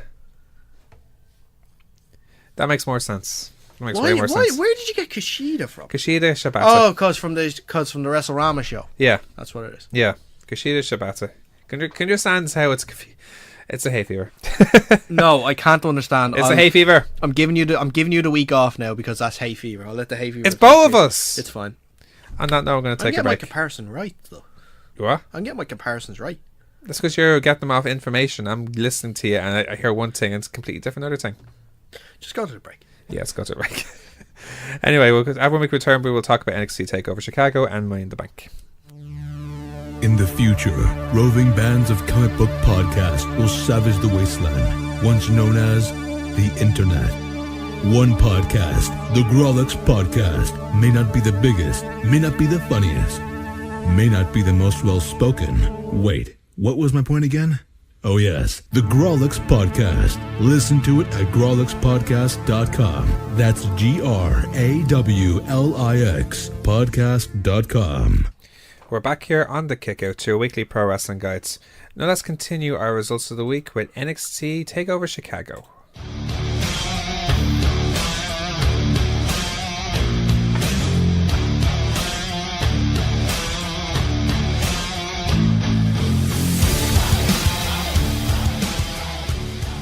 Now, before we get on to NXT TakeOver Chicago, you just revealed to me during the break of a bit of breaking news. Yeah, Hideo Itami has gone back to Pro Wrestling Noah. Okay. To work a couple of shows there, because it seems as though they've got an agreement in place with WWE and Pro Wrestling Noah. Did not know that. Yeah, That's kind of must nowhere. be a new agreement. Will he be there? I know Impact had a partnership with Pro Wrestling Noah before that got terminated. So, very interesting. Though. It is indeed. Yeah. One thing, will he go back as Hideo Itami or will he go back as Kenta though? He was known as Kenta when he was there. I'm guessing the agreement would mean he'd go back to Tommy. We have to, Yeah. Anyway, NXT TakeOver Chicago. Anyway, here's the thing: every time there's a takeover now, you almost think to yourself, "Was there any point in seeing the pay-per-view afterwards?" Yep. It's getting so good. I know. As always, it's another class show. Yep. You'd think they'd be smart enough to put them away from each other. You'd think they would, though. But it's like a taster, and it's a good taster going to a pay-per-view. So in a lot of ways, it makes sense. But for it's them like to when you go to a restaurant and then you have a starter and you fill up on the starter and then you're not arsed for the main course afterwards. It's more like, the garlic bread is so good. Is there any points to have spaghetti? It's those wings, man. Those wings are just Those so wings. good. Those wings. I don't want that main course those wings. afterwards. Those wings. Yeah, just those wings filled me. Yeah. Those chicken wings were so lovely and so spicy that I haven't got room for your mushy spaghetti afterwards. Exactly. But I guess that's the way it is for... Just give me my vanilla ice cream with sprinkles and strawberry Oh, sauce for God's sake. and I'll be on my way. That's SmackDown, isn't it? or that's by the time we get to Raw. So NXT TakeOver is the lovely chicken wings. Yeah. The pay-per-view is good, but there's mushiness here. And then the Raw is the ice cream sprinkles. Anyway, at the start of the show, obviously it was announced that Vic Thomas was in commentary instead of Mauro Ranallo. Vic Joseph. Vic Joseph. Why do I have Vic Thomas in front of me? Vic Joseph. An old friend of yours, maybe? Vic Thomas? Yeah, I don't know. It sounds familiar, strangely. But anyway, Vic Joseph was in commentary instead of Mauro Ranallo, who was doing commentary for Showtime at the same time. So, but he didn't seem out of place. Did a great job, casting me. Yeah. Like he's a... I enjoyed him on it. It was something different. Yeah. It was, and sometimes different is a good thing. Yeah. Absolutely. So I didn't mind it at all. I thought you did a good job. I had no complaints about the Nothing to commentary point at out all. badly or- I think it was more I was engrossed by everything by else. what was happening in the ring instead. So I started off with a fantastic tag team title match between Roderick Strong and Kyle O'Reilly, yeah, defending their titles against Danny Burch and Oney Lorcan. This was... Well, obviously it's no surprise that Undisputed Era are so over in Chicago. I mean, like one of the great indie wrestling towns in America is Chicago. yeah. But this was such a good opener, and you couldn't ask for a better opener when you think about it. And it's so weird because at the start, here's Oney Lorcan and Danny Burch, who were getting a silence taboo crowd, if you like. And Yeah, they were so like over by the end. that's the most perfect Debut, if you like. not debut. I think it's, Takeover debut. I think it's the most. What was I going to say? What were you going to say? It's the big, not indictment, but it's the best thing that you can say about these lads in the match. That at the start of the match, these lads were booed because they were in that position. Yeah. But by the end of it, the crowd were so behind them because of how good this match was. I mean, there's great action, hard hitting, Yeah. kept an amazing pace. The crowds actually really got into it, especially for both teams. Yeah. And both Butch and O'Loughlin deliver on their chances big time. Yeah. And they're as good as many had proclaimed. Like, I had a funny feeling they'd be very good as a tag team, and by God, they gave Undisputed Era a fantastic match. And it shows like why now. But Undisputed Era, though, they're a key part of NXT now. Yeah. But like the three of them now, even the four of them, when eventually Bobby Fish comes back. Because they set such a high standard now, you know, and delivering that big match feel with a nice mix of old school and new school to the match. So Yeah. it was a fantastic match. It was Adam Cole who got thrown out though after Butch and Larkin hit a Doomsday uppercut, which was so cool. It's like It Doomsday was. device with a European uppercut as well. Yeah. And the crowd didn't like that at all. But by the end, though, the crowd lost their minds when Butch was in and got submissions on the challenges. And then Kyle O'Reilly got reversed the crossface and then up-kicked Butch in the face. How crazy was that? That was mental, wasn't it? And then he got into Crazy Fist, and then Lorcan fired up again, got double-teamed, and the high-low finished him off for that. Yeah. But and again, they got a very deserved standing ovation afterwards. Fantastic match. Loved it. Now, Ricochet versus Velveteen Dream. You sort of hinted this would be, I think when we talked about The this, lads did. They said that'd be their match of the it weekend. was a class match. It was a fantastic match. The video package beforehand was brilliant. Did you see it? I did. My favorite part was when he getting called out on his on On his time and his time and stuff enough, and it goes back to I the have- Dream does not remember this. I have no recollection of this. Oh, It's class. love it. But you have to love Velveteen Dream because first of all, I don't know if you noticed this yourself. Like he came out with like a Hulk Hogan tribute. It wasn't. Well, I thought it was partly, too. Well, partly Hulk Hogan Yeah, tributes, yeah. like with the tassels and the torn shirt and the bandana, but his tights. That was Prince Puma. It was. I didn't know that till after the match. I didn't know Myself. this either. Yeah, So I thought he was doing the Dreamomania. Dreamomania. The Dreamomania was running wild. I had Dream Still Over on the shirt instead of Dream Over, Yeah, which was clever shirts as well. But no, the story of this is well, like the Dream wants to show he could do anything as good as Ricochet, but even actually anything that Ricochet can do, he can do better. yeah. Such as wearing the Prince Puma tights, he could pull off better. Essentially, that was one thing. But so it's a similar match to how we had with like Aleister Black, where he's trying to prove himself, Yeah. and it became like an obsession, like you know, and that's like sort of like how good it ended up costing him in the end. Yeah. Like, and in this case, the other guy was over, such as Ricochet. Very hard win.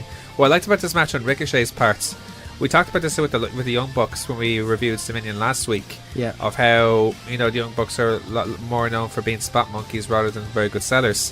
This is a match I think that showed Ricochet is a good seller as well as just a guy who's incredibly athletic and is just spots for fun. Yeah. I'd agree with you for that. I don't know what it was about this match, but I think I have to agree with the lads. I think this turned into, it's close between that and Gargano and Ciampa. Think so? Yeah, but I think between those two, my match of the weekend was there. I think Ricochet and the Dream is just going to shade it, but I do have a few concerns. Okay.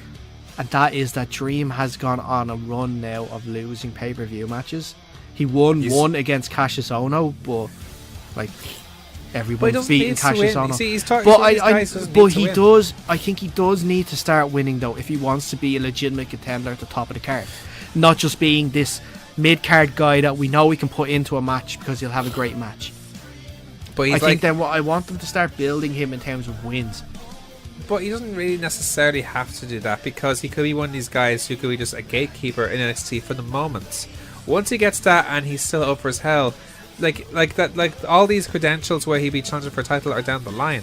Like that's something he'll definitely be having in the future. But maybe they're just booking him in the right way right now, or just having him go up against these guys trying to prove himself despite his overconfident character, like, you know.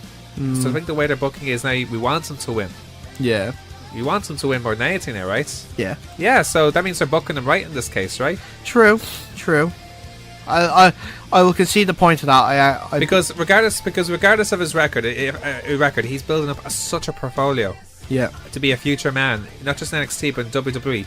There's no way someone like him will not do well in WWE. He should be amazing, especially because he's homegrown in WWE. He'd come from the Indies, from the likes of a Ricochet or any of the guys from the Undisputed Era. Yeah. So, like I wouldn't worry. Okay. I understand why, but I wouldn't worry. Okay.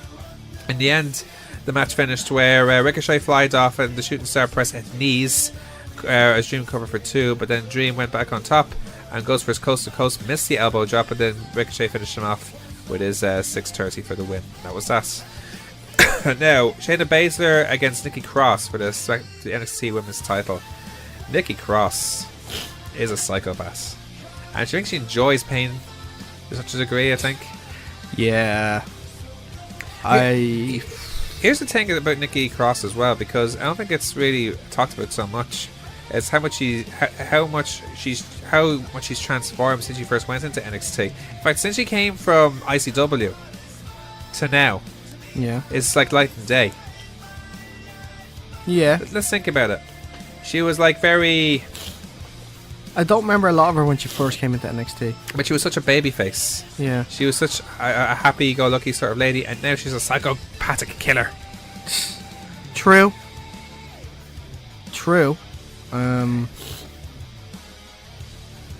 Yeah.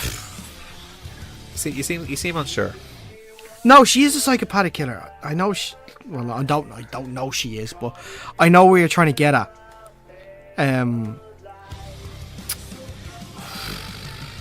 You seem lost for words. I seem a little bit. It's kind of hard. Like, see, this What are you thinking? match got a lot of credit, and rightly so in some cases. But for me, I was left a little disappointed by it. Because They left Nikki in NXT to knock up with Sanity because they had plans for her to be in the title picture. but If the plans were for her to be in the title picture just to have that moment where she gets to smile when she passes out, But it's not. But I don't think that's why she was booked. The reason she was booked is to give someone like Shayna Baszler, who's incredibly dominant, yeah, make her seem uncomfortable, and she was. she was uncomfortable. Because yeah. they're making Baszler the lady here, like more than anything, and having someone like Cross who isn't afraid, Yeah. and if anything, Shayna Baszler was terrified, and ended up having the win. Yeah. It works in Baszler's case. You know what I mean? Yeah.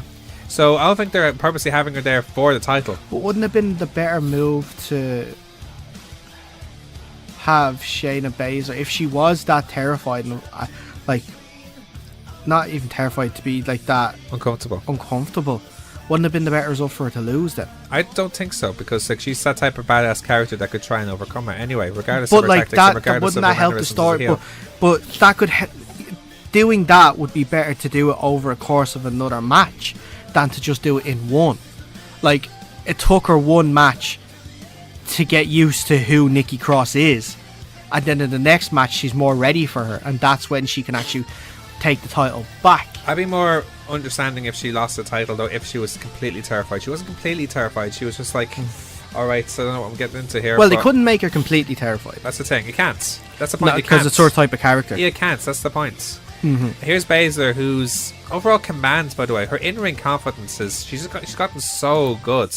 Oh, she's bossing it in the ring now as She's a very legitimate as a heel. NXT So like champion. she is cementing her place as like the top heel.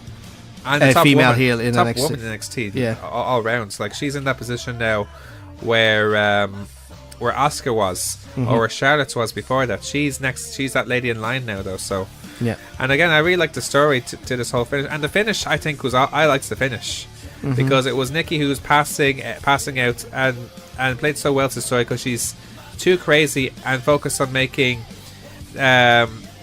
Baszler keep attacking to tap. Like, she wants her to have that choke. It's almost like she invited her to get that rear naked choke to her, and a shot of her smiling, of her passing out and then smiling again when she woke up. I thought it was really good. So it ended when Baszler countered the crucifix and locked in the choke, and then Nikki fighted and then smiled and then just passed out in the rave after that, waved it off, and then was smiling afterwards. Like, it was good, and it's what it needed style wise, I think. And but I didn't overstate it. I think this is one of these things where it's just a once off thing. I can't see it having a second match. We could have then isn't that a bit of a waste leaving Nikki down in NXT? It wouldn't have been better to bring her up to the main roster just for one match. Unless they do a multiple lady match, and let's not forget there's all these other ladies in the background, like who could be chancing for the title. What if we have another match with Dakota Kai or Bianca Belair, who's doing so well, or even Lacey Evans or Kairi Sane? Yeah, no, I agree. those will come forward, but that I'm still concerned by that fact that they kept Nikki in NXT for this. You know, this is just one blight on a really, really good night and great match, but it's just like I feel like there's an opportunity missed to have Nikki up there on NXT or up there on the main roster as part of Sanity. Now, saying that, Sanity have only had their first match this week, so I guess there's always time to bring them back anyway. Yeah. So I disagree. I think it's like the whole point of her saying was probably for this. She could easily be called up now after this and join Sanity. But I don't know. We'll have to see what happens. Keith Lee made an appearance in NXT. Yes, he did. We sort of expected it in a way. Well, there were people were like predicting it, but it wasn't. I don't think it was guaranteed to. But I'm happy it was. Yeah, so we're interested to see what he does in NXT now. I'm sure he had a keen eye on the NXT title match between Aleister Black and Lars Sullivan. This match was a well laid out match, like in the sense that it didn't go on too long, and it was basically like Lars who gave the great battle against the monster of Lars. You mean Black, who had the great battle against the monster of Lars? That's what I meant. Yeah. And then there was like the Black. He had enough, and he took more than one Black Mass.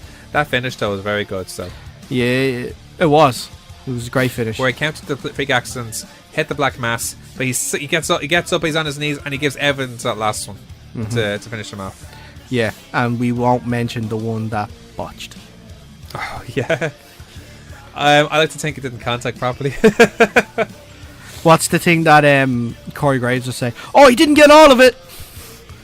Yeah, I think he didn't get any of it. Percy Watson, I think, said that. But to be fair, it's nowhere near as bad as when Jinder had to try and sell the Whisper in the Wind from Jeff, but didn't. Oh yeah. Didn't make contact, and then he just fell. And then Corey gave the things like the vibration of the ground sent Jinder to the ground to the ground itself.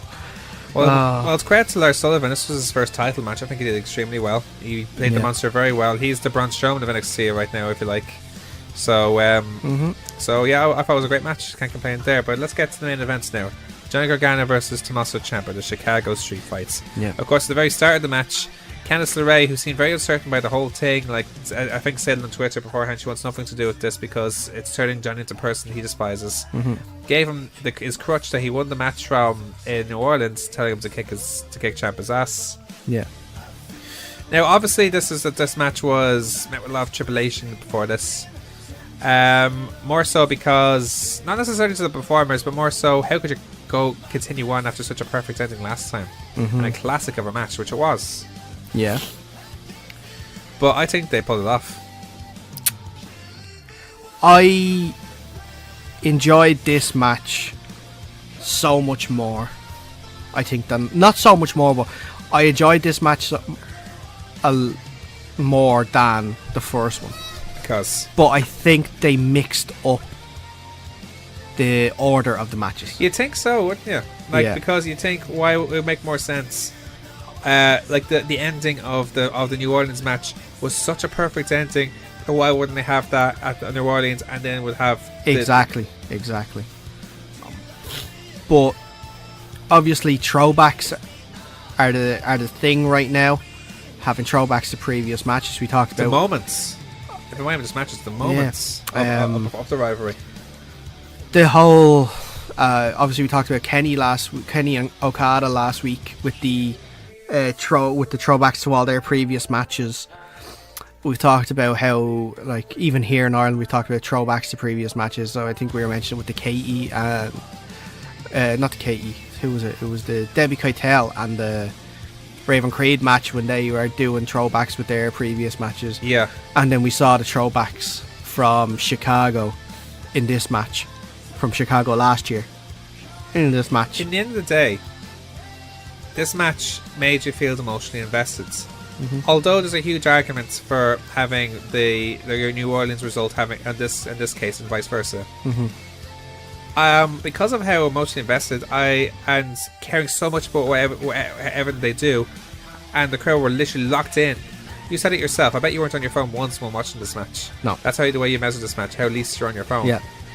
No, How I rate a match is by Mars bars, and we'll find that out later. But yeah, but also by how less you're on your phone, and you're already on this phone. I'll let that. At the end of the day, it's amazing that you get to tell these great stories and that great wrestling to do their thing when it happens, and you have this great story the fans are invested in, all this violent action and all these throwbacks as you mentioned. And it's Gargano, at the end of the day, came over revenge, and he got so carried away, allowing Ciampa to catch him. Like in the end, it was like we all thought it was finished when Gargano was stretchered off. Did we though? We did. Ciampa was stretched off, not Gargano. That's what I meant, Ciampa. Yeah. He gave him the what was it? The air raid crash through the tables before tossing the winning. The exact same thing that Ciampa did from the previous year. And it's before the Ciampa got Gargano's wedding ring, spit it, and tossed it away. And it was only when he was stretched away he noticed, oh, what have I done? What have I done? What have I done? Where's my wedding ring? Yeah. You took my wedding ring. And then he went absolutely crap with that. Went back to the ring, followed off referees until he was so incensed that he got the DDT Gargano on the exposed wood that was unravelled during the match whilst he was still handcuffed. Love the spot that you can just do, and it's just perfect that that's you can do it in an unsupported ring. You can do the DDT, and then that's your guy out for the count. 1, 2, 3. Perfect result. We're gonna see one more match at probably this SummerSlam weekend. I'm a feeling because of how I seem like Gargano was injured at the end. What if they saved it for Survivor Series? Why Survivor Series? It stretches it out more. But normally there's call-ups after SummerSlam. There's call-ups after every pay-per-view. They do it for Survivor Series as well. The two main ones, they only do call-ups from NXT really from twice a year, after Mania and after SummerSlam. They do some for the Rumble. Well, they tease them at the Rumble, I suppose. They have them go into the Rumble, but they go back to NXT after it. Well, they had Joe come out to the Rumble the previous year. No, they didn't. It did.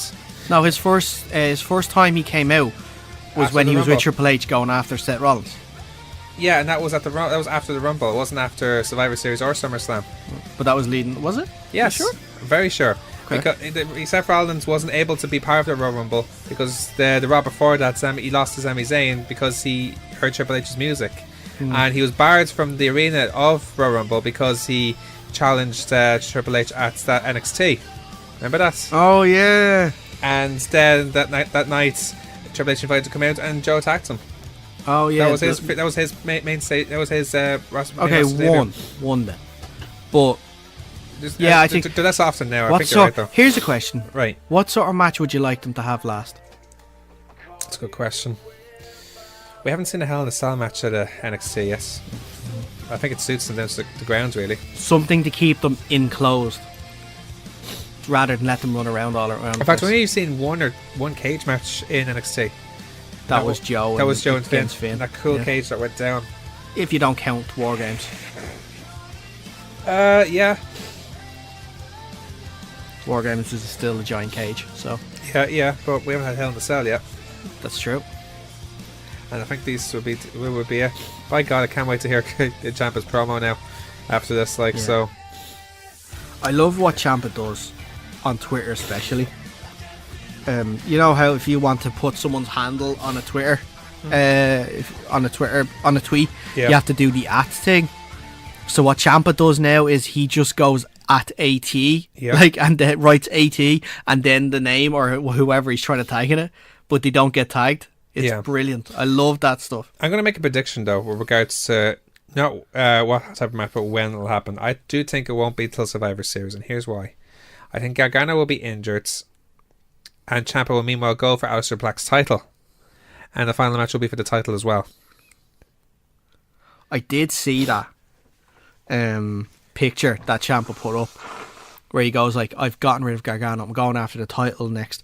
Mr. Black, I'm coming for you." But he put a picture up of the new God of War game, and because Kratos looks like Ciampa a bit, yeah. And then he's going up against. Do you know much about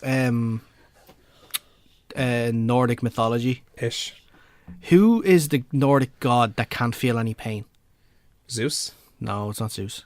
Don't know then. Hold on, I'll look that up. But it was a picture of that and him bloody together, and from a scene from the game. Okay. And they look exactly like Ciampa and Gargano? Black. Oh, really? Yeah. That could it's be... Blodder is his name. Blodder. Yeah. Okay. But anyway, so we've made our serious review anyway, as usual.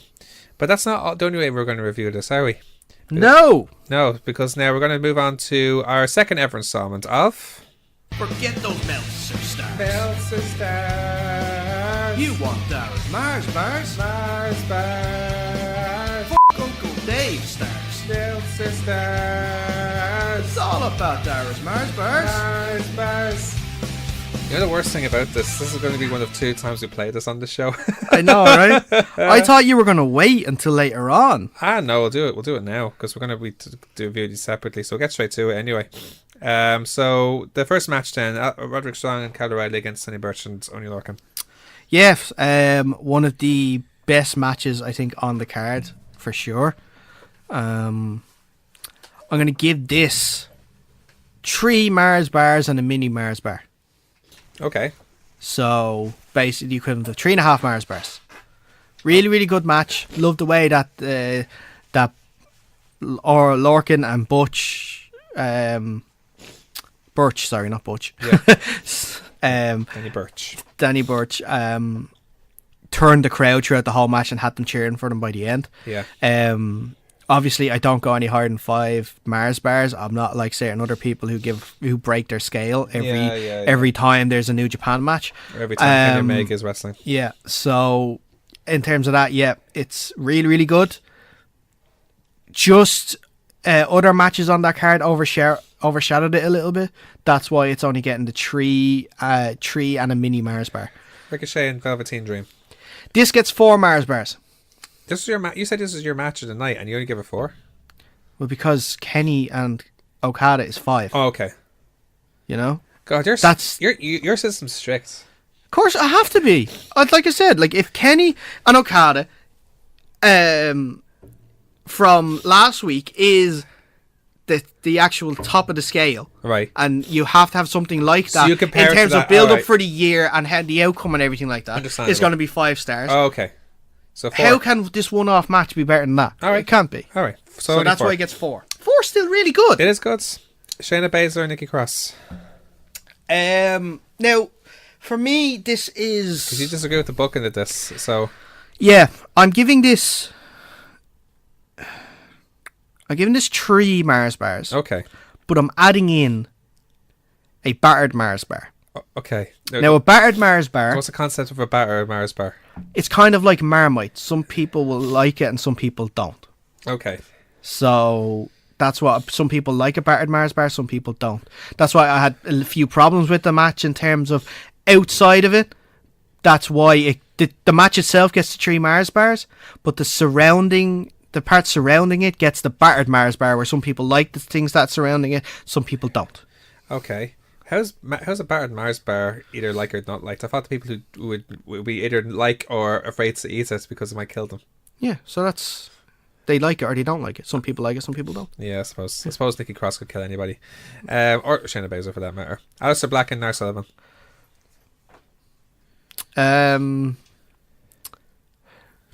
4 Mars bars. Okay. 4 Mars bars. I think it's... I was... Before leaving my house today, walking to the studio, I had it down as 3.5. So where's the extra half come from? Where's the extra couple of bites add in to it, if you like? The extra half of a Mars bar. Let's call it 2 bites. 2 bites. 2 bits. Two big bites. 2 bits. I just feel that, like, because Aleister Black can't have a bad match, and Lars Sullivan is... People... Same thing as, like, Danny Burch and Oney Lorcan at the start. People were not into Lars Sullivan being a title contender, but by the end of it, they were. And I'm looking past the whole selling of the non-black mass, because at least he knew what to do there, that he was going to get one. And then they brought... Then they didn't sell it at all. Exactly, and then they brought it back, and then... I thought it was a really, really well-structured match. Yeah. I enjoyed it. That's why it's getting the 4 Mars bars. And finally, Johnny Gargano versus Tommaso Ciampa. 4.5 Mars bars. Okay. 4 Mars bars and a mini Mars bar. Okay. Love the match. A class match.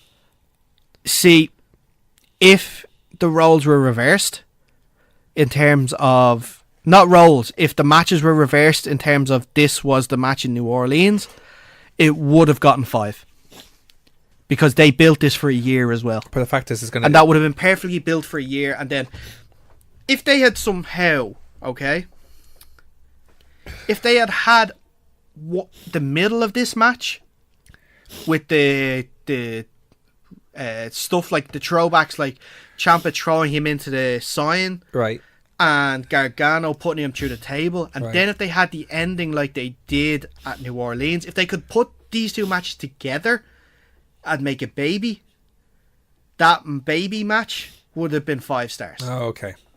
But the way I think they're booking it to sort of the best match ever. Exactly. I think that they're probably going to. I hope that their next match, whenever it is, you think Survivor Series, I think SummerSlam myself. Right. That it could be the 5-star. Not 5-star, 5 Mars bar. The 5-star. It could be the 5 Mars bar delights. 5 Mars bar delights. Yeah. Yeah. So but we'll see. We'll wait and see. All right. Yeah. Anyway, we'll move on anyway. Let's now talk about what happens the next day at WWE Money in the Bank. Money, money, money, money, money.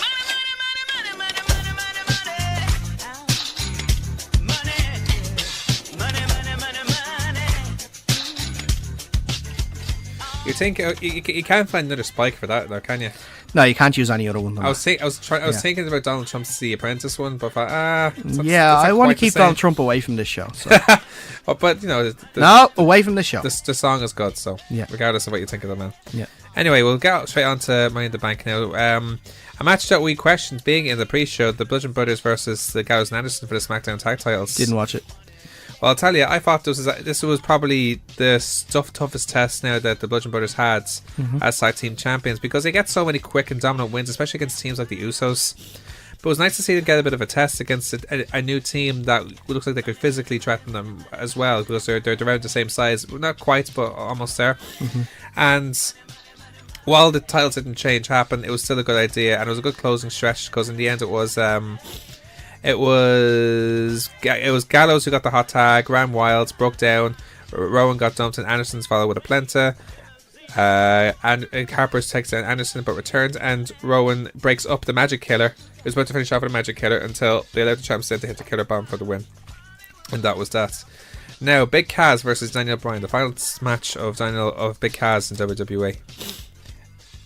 Like, this match was one of these matches where I just think Daniel Bryan just for Cass's last match in WWE, it actually wasn't bad. It actually was a good match, but the thing is, though, I didn't hate this match at all. I actually enjoyed it. I'm not criticizing it or negatively. I'm just saying, like, you know, it's still a match where I think Daniel Bryan still carries Cass more or less. Well, of course he did. Yeah, Daniel Bryan's more experienced. He'll always do that. Yeah. And Big Cass probably was in a huff anyway because he found out he was going to have to lose. That's a good point, yeah. It was probably the right outcome considering everything as well. In the end, though, it was Cass with the big boots, and then the back to the rack, the torture rack from Cass, but then Bryan counted out into the running knee strike. Heel hook finished off to make Cass tap out to that one. Yeah. Sami Zayn versus Bobby Lashley. You know, considering the injury news we heard about Sami Zayn, it makes sense for the way this match was booked, in my opinion. Yeah. And let's be honest, neither of us liked the stuff leading up to it. It was. So it's kind of nice. It was the bathroom break match. Yeah, but it's nice to have it out of the way, under the rug, never to worry about it again. Yeah. It was a squash. We'll just move on quickly from it. Yeah. Yeah, just move on quickly. Yeah. Lashley won with his delayed suplex. That was that. After he did like 2 of them, didn't he? Did he do 2? Yeah, he did 2 delayed suplexes and then pinned them. Oh, you're right. Yeah. So, anyway, Seth Rollins versus Elias for the IC title. This was such a class match. It was. It was like Monday Night Rollins, Sunday Night Rollins, Tuesday Night Rollins, Wednesday Night Rollins, whatever night. It's, every day Rollins. Every night is Rollins. It's he's just on such a hot streak right now of having fantastic matches. His selling is actually so good, isn't it? Like, not only with his knee, but his neck as well in this match. Yeah. And Rollins continues to deliver, but Elias really stepped up. I think this was by far his best match in WWE ever. Yeah. Like, you know, and he felt like a really believable contender. Like, we felt like he could win, and Rollins had to deep and show desperation. Yeah. And in the way, he had to cheat a bit to try and beat Elias. He did. You know? No, but it's a credit to Elias. Like, in the end, it was a great throw offense from Elias. He got like a good near fall from an elbow drop. But Elias beats on Rollins, takes him up on top. Then Rollins slides out. His knee gives out, but then he cradles Elias for 2. They trade roll-ups, and then Rollins finally uses the tights to retain. Very good match, so I really enjoyed this. Now, the Miss Money in the Bank, the Women's Money in the Bank match between Ember Moon, Charlotte Flair, Naomi, Becky Lynch, Alexa Bliss, Natalia, Lana, and Sasha Banks. This match, I think, was the best Money in the Bank match by far. I think this was way better than the men's one. I preferred this over the guys one. Yeah, me too. For sure. Like last year's match, Maybe not the result. No, the result was fine, but what happened later on, maybe not. But we'll get into it later. But last year's was probably good, where they tried hard, but something was missing. Whereas this year was a different story because it just felt great. There was such a nice flow, it executed well, the layout was very good, and everyone shined. Everyone had their moments. They incorporated the ladders very well, and there's a much better sense of urgency. And it felt like Tremailed's fun. I think, are you one of these guys who also thinks Becky Lynch should have won it? No. Because? Sort of giving up on hoping that WWE will finally realise what sort of star they have in Becky Lynch. Well, here's the thing with Becky Lynch. This is just me being optimistic about it. Like, you know how they have booking? They used to just, I think, for some people where they just keep losing. Mm-hmm. And MVP. It makes you... What? Who? MVP. Remember he was on that losing streak? Well, sort of in a weird way, it's sort of what Kurt Hawkins is going on right now. Yeah. Where we're more to the point of the big match as opposed to every match of Kurt Hawkins. But the big title matches, which Becky seems to lose, it makes you want her to win more. I'd like to think it's booking, it's her booking that, but that's me being very optimistic. It is.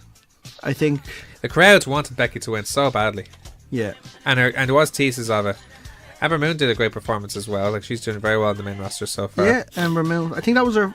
No, it wasn't her first pay-per-view, was it? I don't know. First main roster. I think so. Yeah, I'm pretty certain it was. It's really, she did well. Like, she did what she had to do. Even Lana was good in the match. Oh, absolutely. Oh, Lana was very good in the match. Lynch hit her exploder. Makes sense why the whole week beforehand they had them training for this match. The women that were involved in that match. Yeah. Were taking off live shows in the week leading up to Money in the Bank. Just to train. So they could get ready for the match itself. And it paid off. It works. It's the right thing to do. It paid off. Yeah. I mean, it's the only way you get the right practice for it at the end of the day. And yet it was Alexa Bliss who won it. A lot of people are probably looking at this, well, why Alexa Bliss? You have her been champion before. Does she need to win Money in the Bank? Why would she win as opposed to Becky Lynch? You know why. You tell me why. I'll tell. It was because it was for the women's match later on. Well, we both thought Natalia would be like that because of that. Too obvious. I knew that's why. I didn't think Natalia. I didn't bet. I said Sasha. Well, I think me and the lads thought it was Natalia anyway. So yeah, I didn't think I thought it would have been too obvious for them to get rid of the briefcase so early. Because it's a real change. Because Carmella had it like right up to after WrestleMania. Exactly. So it's like the complete opposite. Complete 180. Yeah, absolutely. You know. Roman Reigns versus Jinder Mahal.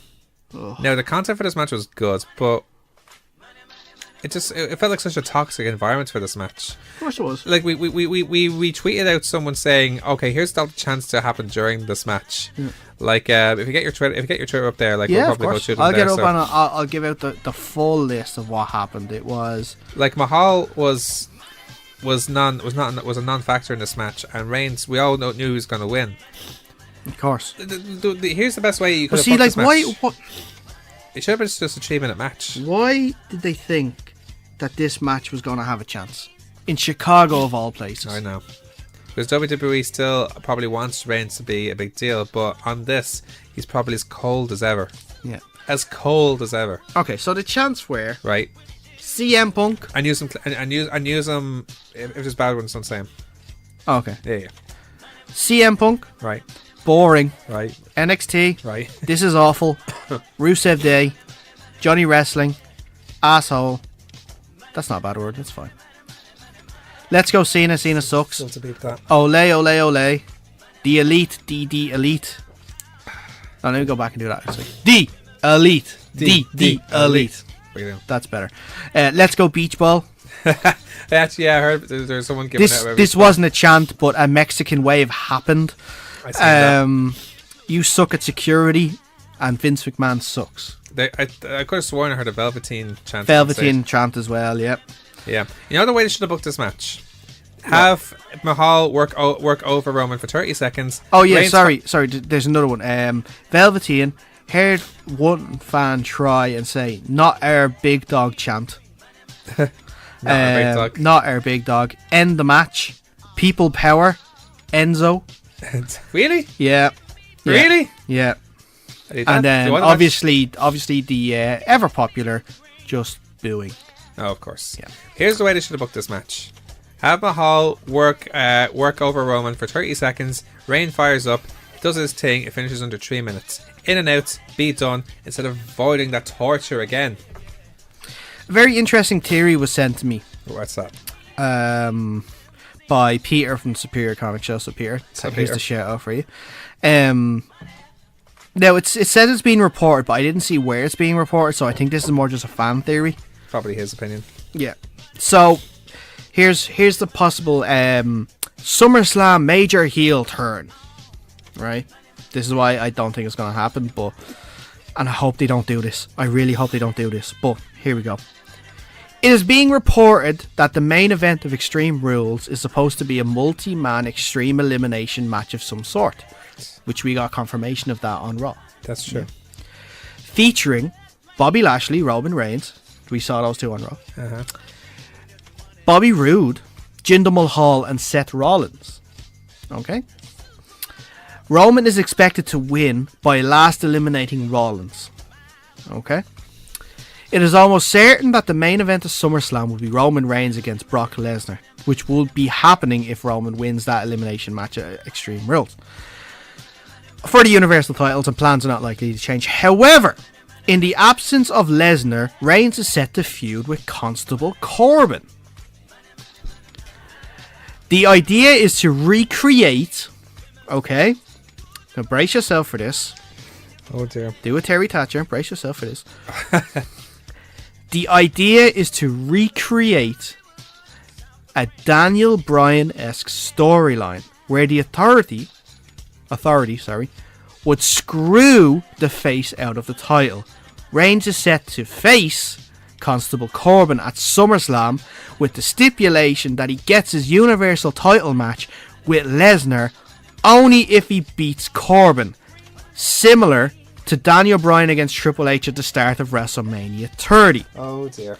Reigns is scheduled to win both matches against Corbin and then against Lesnar. However, it is being reported that Braun Strowman is likely to cash in after Reigns beats Lesnar. That'll be happy. The idea is to gain sympathy from the fans. Don't work. Strowman is expected to turn heel and feud with Reigns till Mania, where Reigns will finally pick up the title.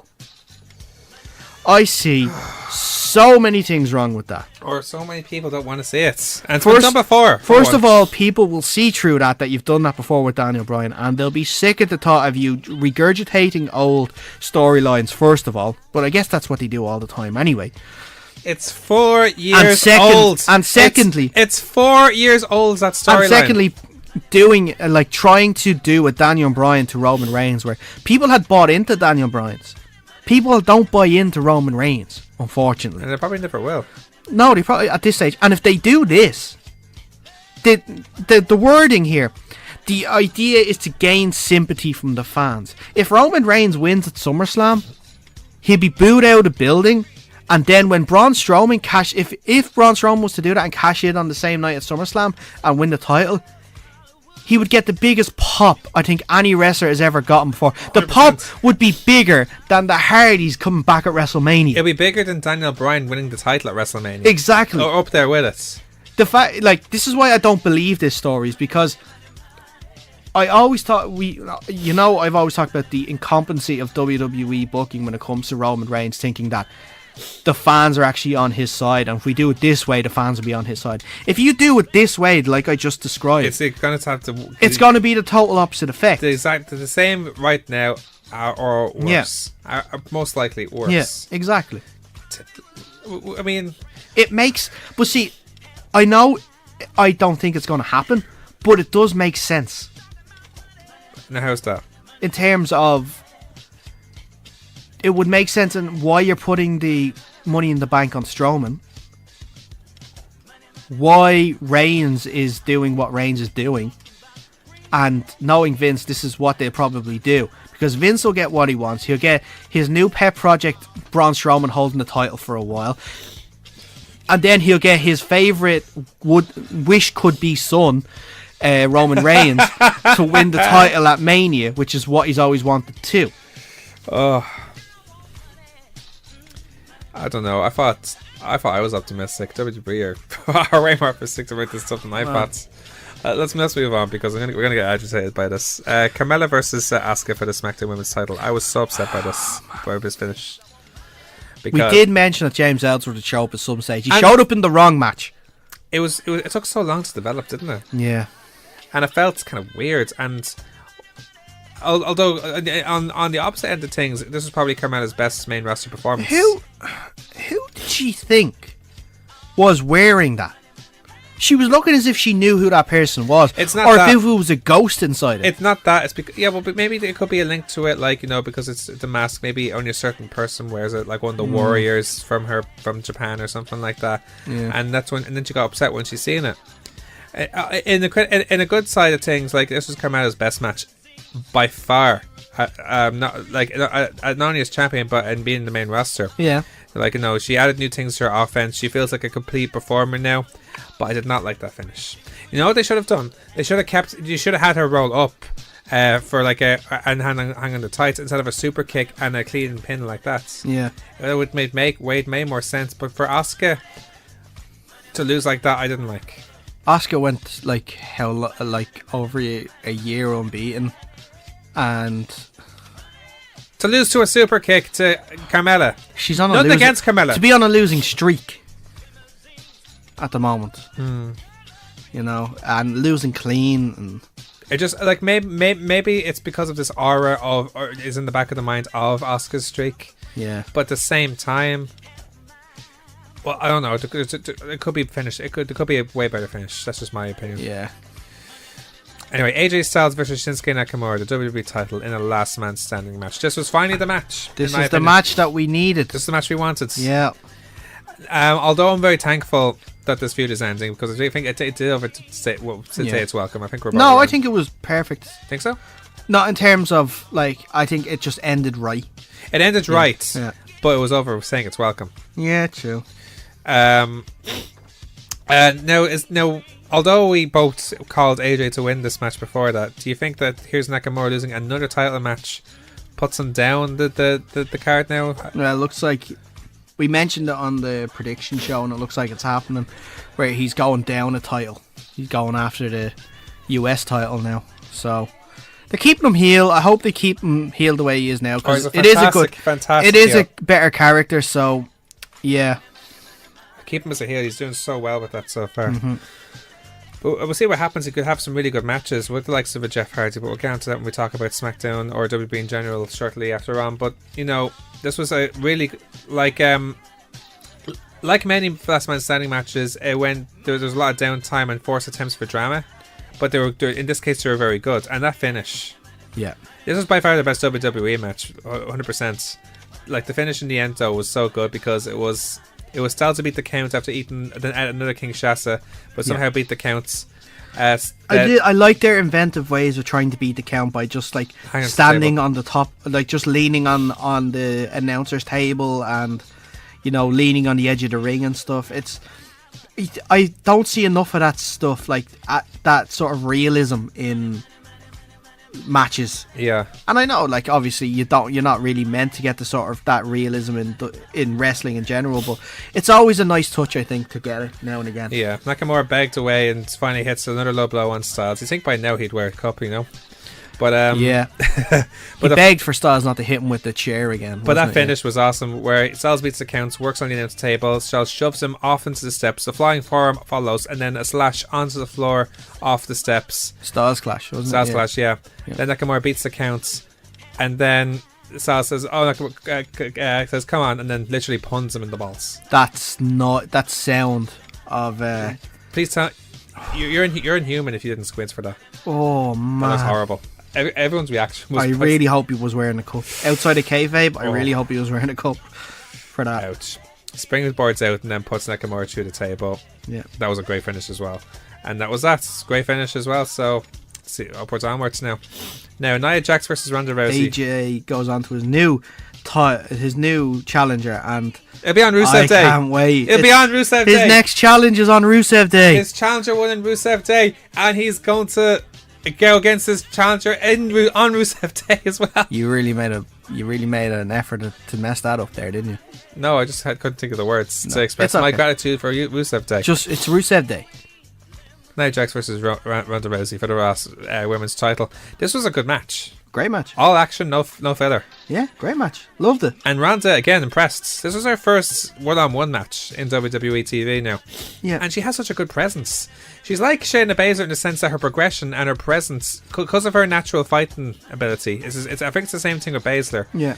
Because she knows, and I think when they were talking about this in Low Blows, Jade made a very good point where because she knows what it's like to be in a fight, she's probably way more of a natural seller as a result of that. Yeah. And this is one of Jack's better matches as a result of that. Mm-hmm. Because the way because the finish was also and the finish was actually very good in my opinion. Although you're in disagreement of how it was done. No, I knew how this was going to be done because they weren't going to put the belt on her that soon, and they can't have her lose via pin or anything this soon. So therefore, it protects her. So it had to be some sort of involvement from someone, but I just didn't agree with them having to waste the Money in the Bank briefcase this early. I thought you could have brought in anyone. It's one or the other though. You could have brought in anyone for any reason. Like that's what I'm saying. You could have brought in Stephanie, even to just play Stephanie's music or something like that. Just because. Honestly, I would have thought that would be more predictable. No, I don't think so. In my opinion, I don't think so. I think the obvious thing was Natty, because she was in the limelight for both of them for so long. Now, did we miss the idea of Alexa Bliss? Because let's be honest, she did have a rivalry with Nia Jax. Now, was her winning and cashing in completely out of the factor when we analysed it, or when we thought about it, or we just didn't think of it? I think WWE put it out of people's minds. And very well, because we didn't think of it. It makes sense when we look at it. I think it does anyway. Yeah, I'm not too sure. The match ended though when Rousey looked for the armbar and Jax had a rolled up for 2. Rousey hit a Uranagi into the armbar attempt. Jax fights, but then Alexa Bliss arrives and attacks Ronda Rousey with a briefcase, causing a disqualification. Then cashes in the Money in the Bank, beats down Ronda Rousey. Jax hits a DDT on Jax. Twisted Bliss connects, and we have a new champion. Buddies never win, Nia. Buddies never win. I hope that, but I think in a way it's interesting. Like it'll be interesting development to see, or certainly with Rousey, it'll be interesting development. We'll see how it will go forward. Although we know what happened to her on Raw afterwards, it'll still be interesting to see what happens next. Like know. Like I said, it was a fantastic match. But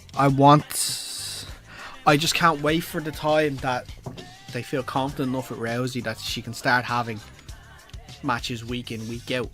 It's not far away. Instead of having the 4 weeks to plan for the one match. This 30-day suspension is probably just her graduation.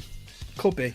It could be the last few things. But if it's true with the whole she only signed a 1-year deal thing, then it's just a shame, isn't it? Yeah. Anyway, the main events. The men's Money in the Bank match. Braun Strowman, Finn Balor, The Miz, Rusev, Kevin Owens, Bobby Roode, Kofi Kingston from the New Day, and Samoa Joe. I did like the reveal from the New Day. Well, yeah. Everyone thought it was Big E, and then Big E is running forward, and Xavier's just like, no. It's me. Xavier, and then he takes off the top, and it's just Kofi written on top. It was another great match, though. It was different. Also, can I just make a course. thing, the backstage segments with Kevin Owens leading up to the match, trying to get people on his side. Yeah. The one with the New Day was brilliant, giving them the bag of pancakes, and then there was like little bits that people didn't really notice. One of them was obviously Big E like licking it, like looking seductively at Kevin Owens, licking it. One was was Xavier Woods having a load of pancakes and counting them like money. Oh no. Pancakes currency. Pancakes. Pancakes. I can't pronounce that properly. Pancakes. Pancakes. And then obviously the thing is like, why don't you have some pancakes and we'll sit down and we'll talk with it. Oh, sorry, I actually don't like pancakes. That struck a nerve. Yeah. But yeah, the match was good. It was different from the women's match, though. It was more chaotic and had crazier spots, but it wasn't as smooth as the women's match. It was the Braun Strowman match, though, really, wasn't it? It was. And this is my problem that I'm having at the moment. With Braun? Yeah, it's not even a problem. It's what I'm scared that's going to happen. Is that they're giving Braun so much right now. That could be a mistake. It's because he's so over, though. I know he's so over, and I like the fact that WWE are taking advantage, and they're finally taking advantage of someone that's over, but they're getting I feel myself they're getting really close to the point where they're giving Strowman so much that I don't know. It's not, for me, it wouldn't be believable that anyone would have a chance against him.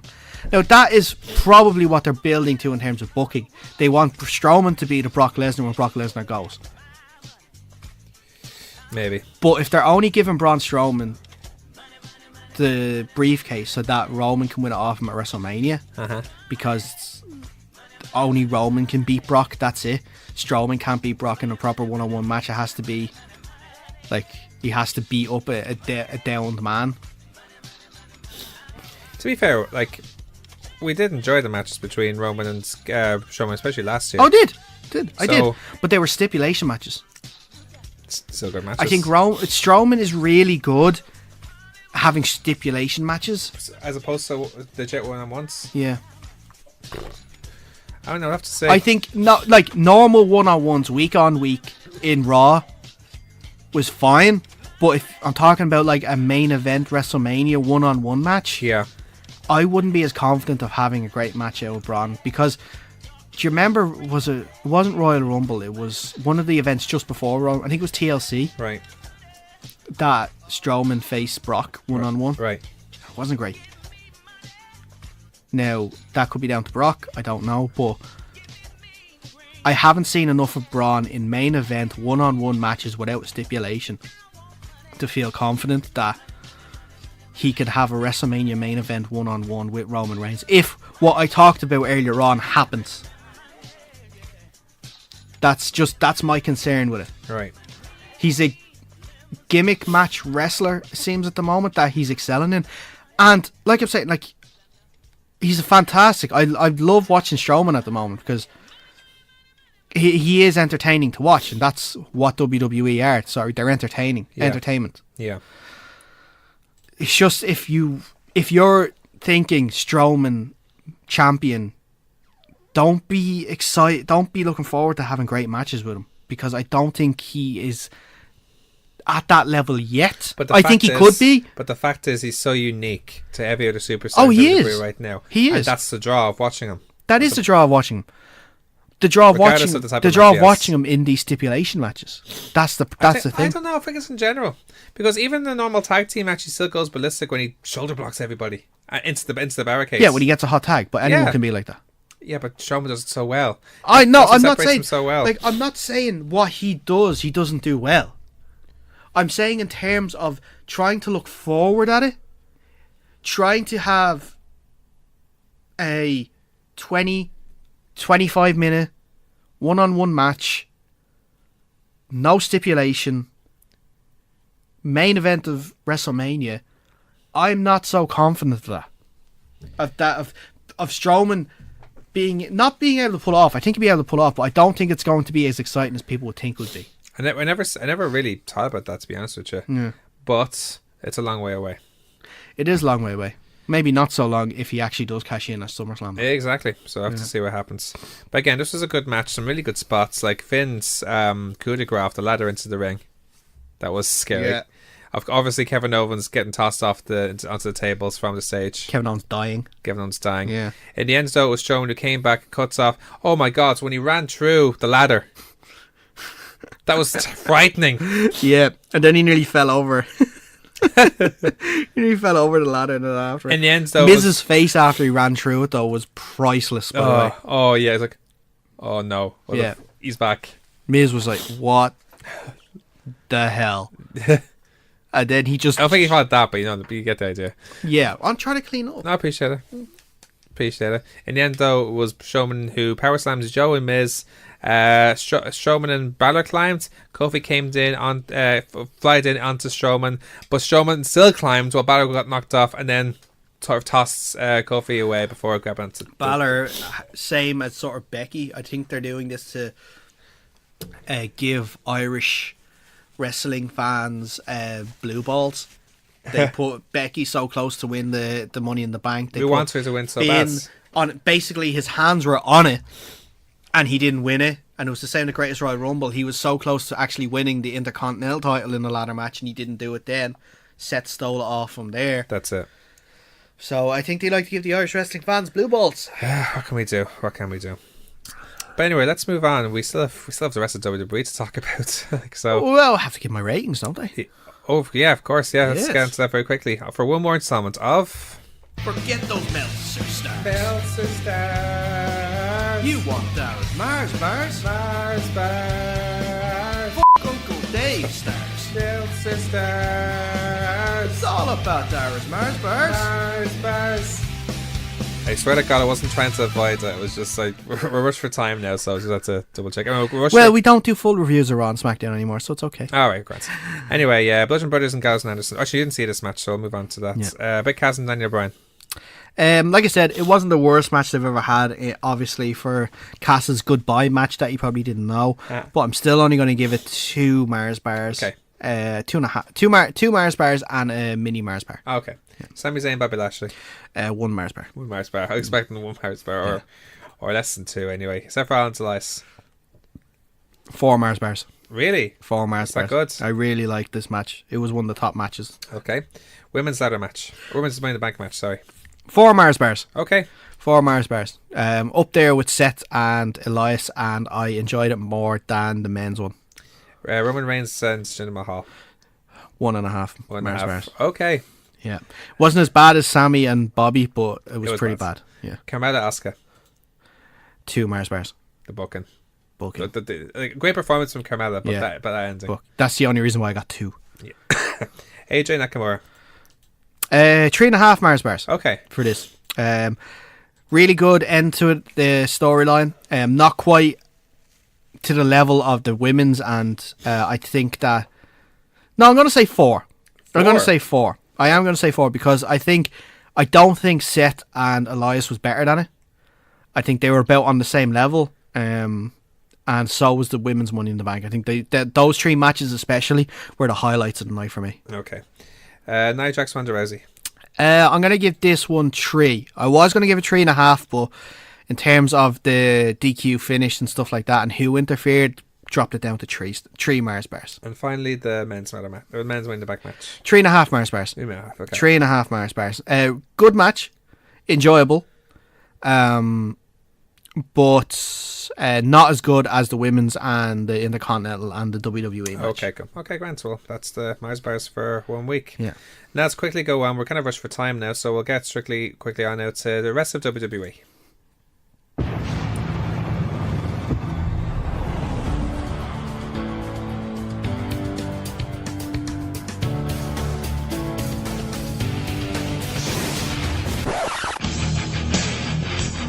Feels so much better, doesn't it?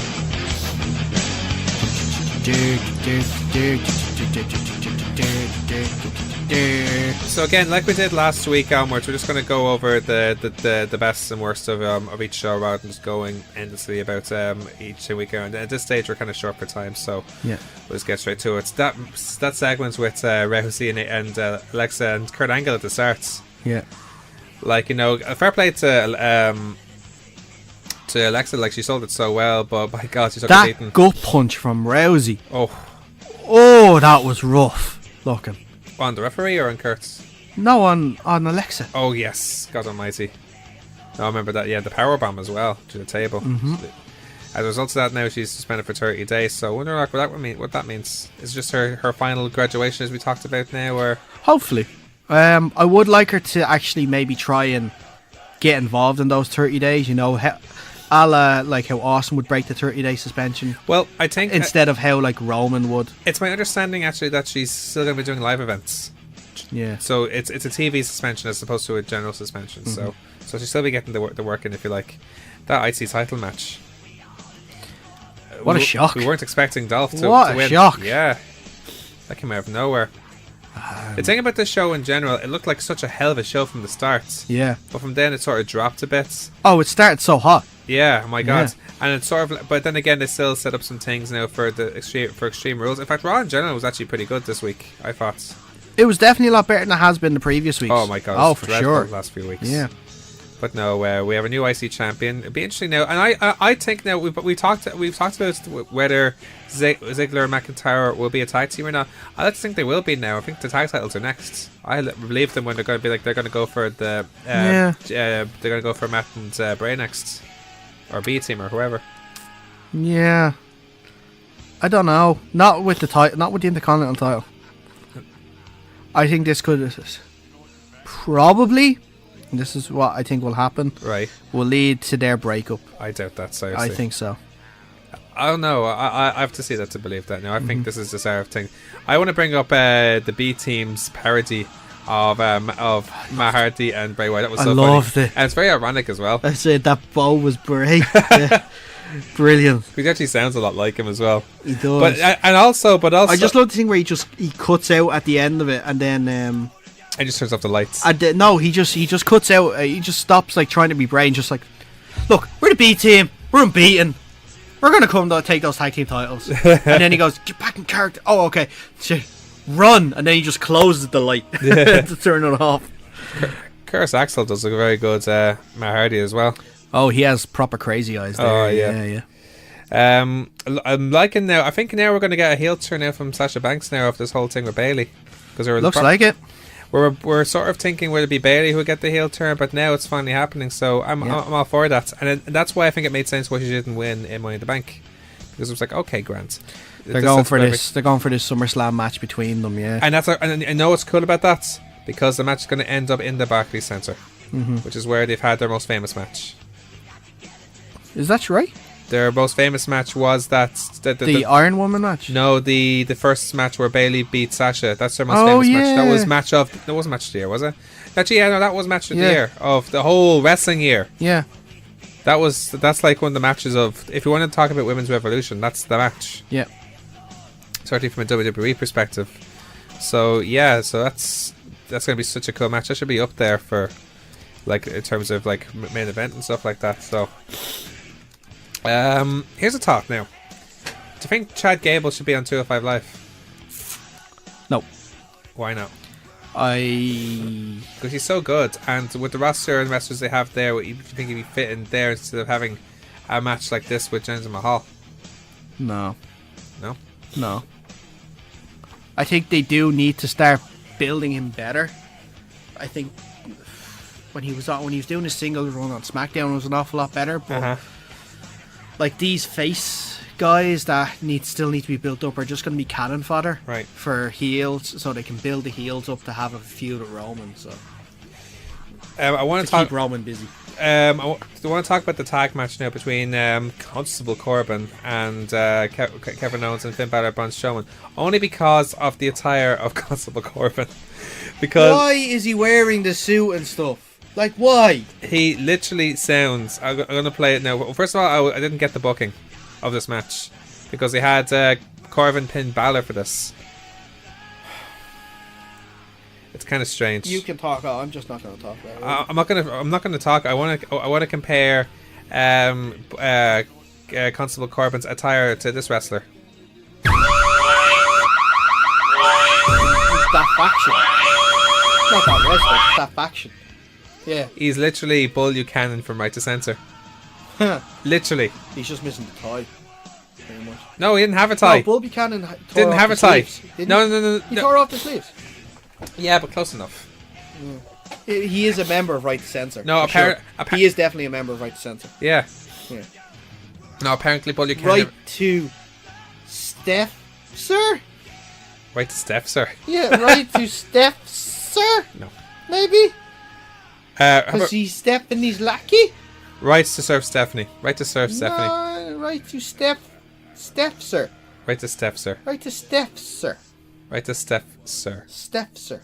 Censor, Steph, sir. Can you spell that for me, please? So Steph and what? STEPH and SO. Steph, sir. All right. Yeah. Okay. Right to Steph, sir. Apparently, Bull Buchanan never wore his tie because he was in the fighting moods. Ooh. I remember when he was called into the Royal Rumble, the Royal Rumble 2001, one of the greatest Royal Rumble matches of all time. He was number 2 in that match. Was that not 2000? Is that the one that Austin won? Yes, that was 2001. Was it? It was. Yeah. That's the first one I ever watched. No, it's the second one I ever watched. So It was the first one I watched as well. Yeah. Or at least the first one I watched properly live, I feel like. Yeah.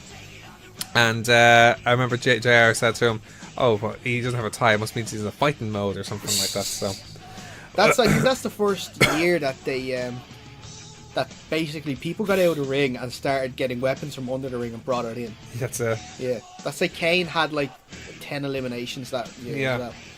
Now we're talking. Then also got beaten up by Triple H because he interfered in the WWE title match before the Royal Rumble match and was a bloody mess. Came back and won the Royal Rumble. That's when Haku came back. Yay!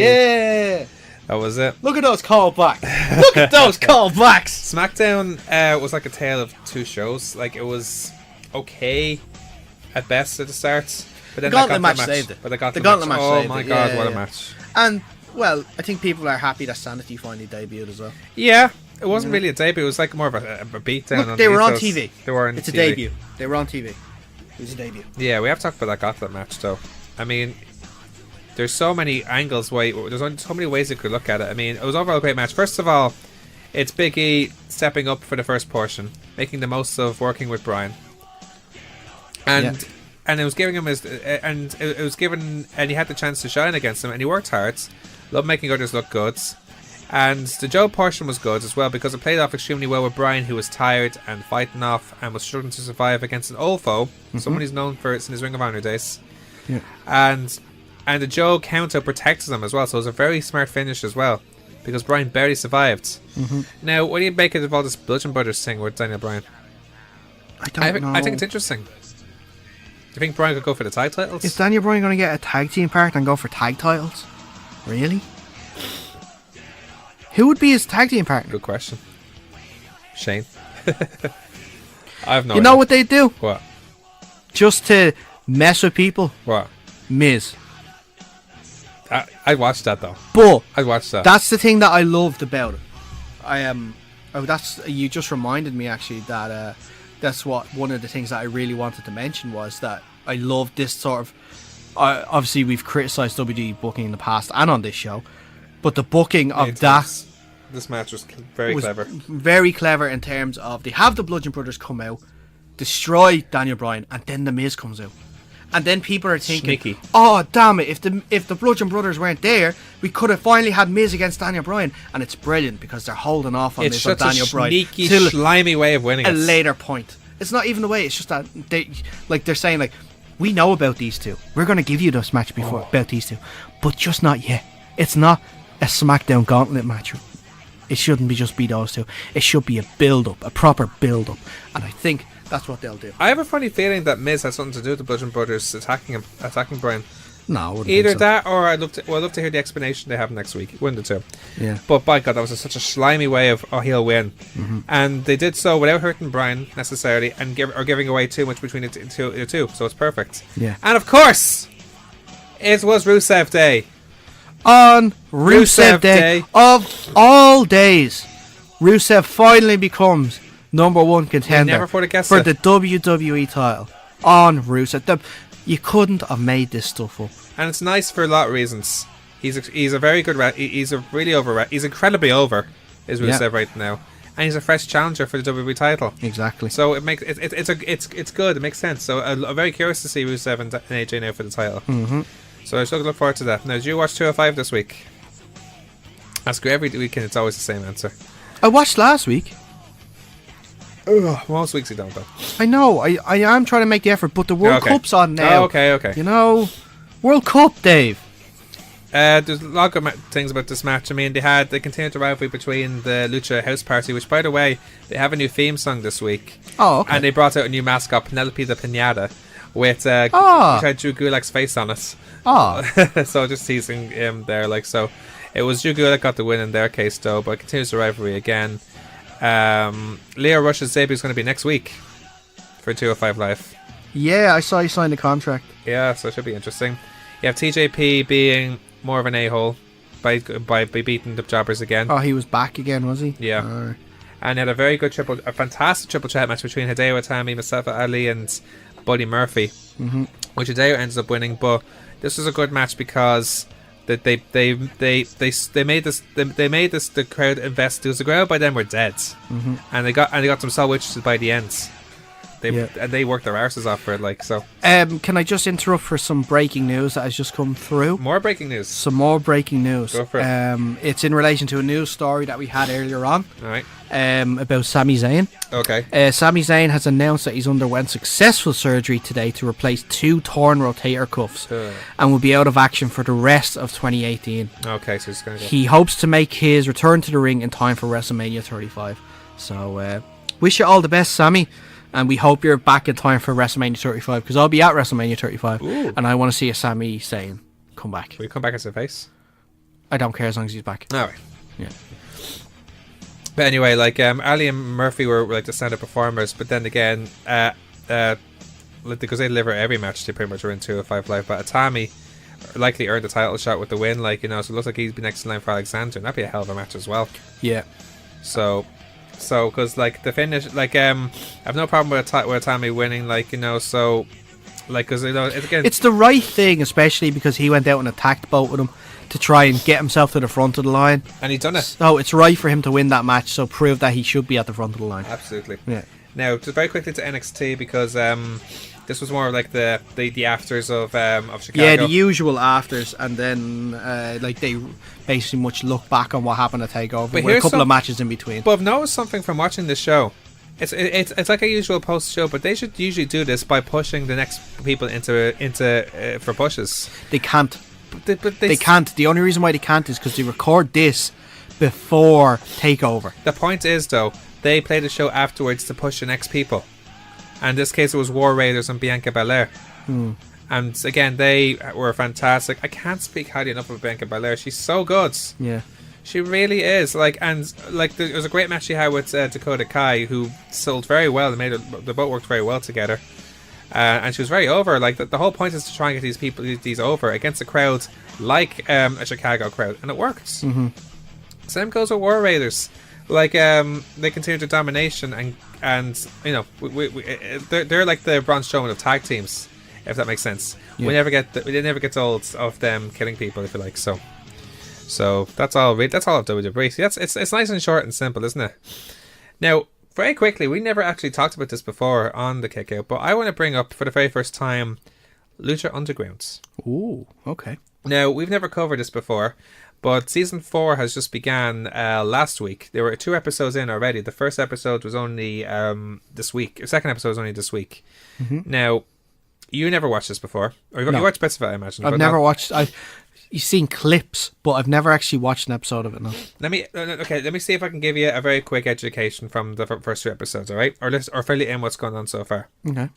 All right. So at the end of last season, right, they had a match called a Hell of War match where Killsaw beats Adante Fox in a very violent match. Now, Killshot is Shane Strickland. It's his gimmick in Lucha Underground. Okay.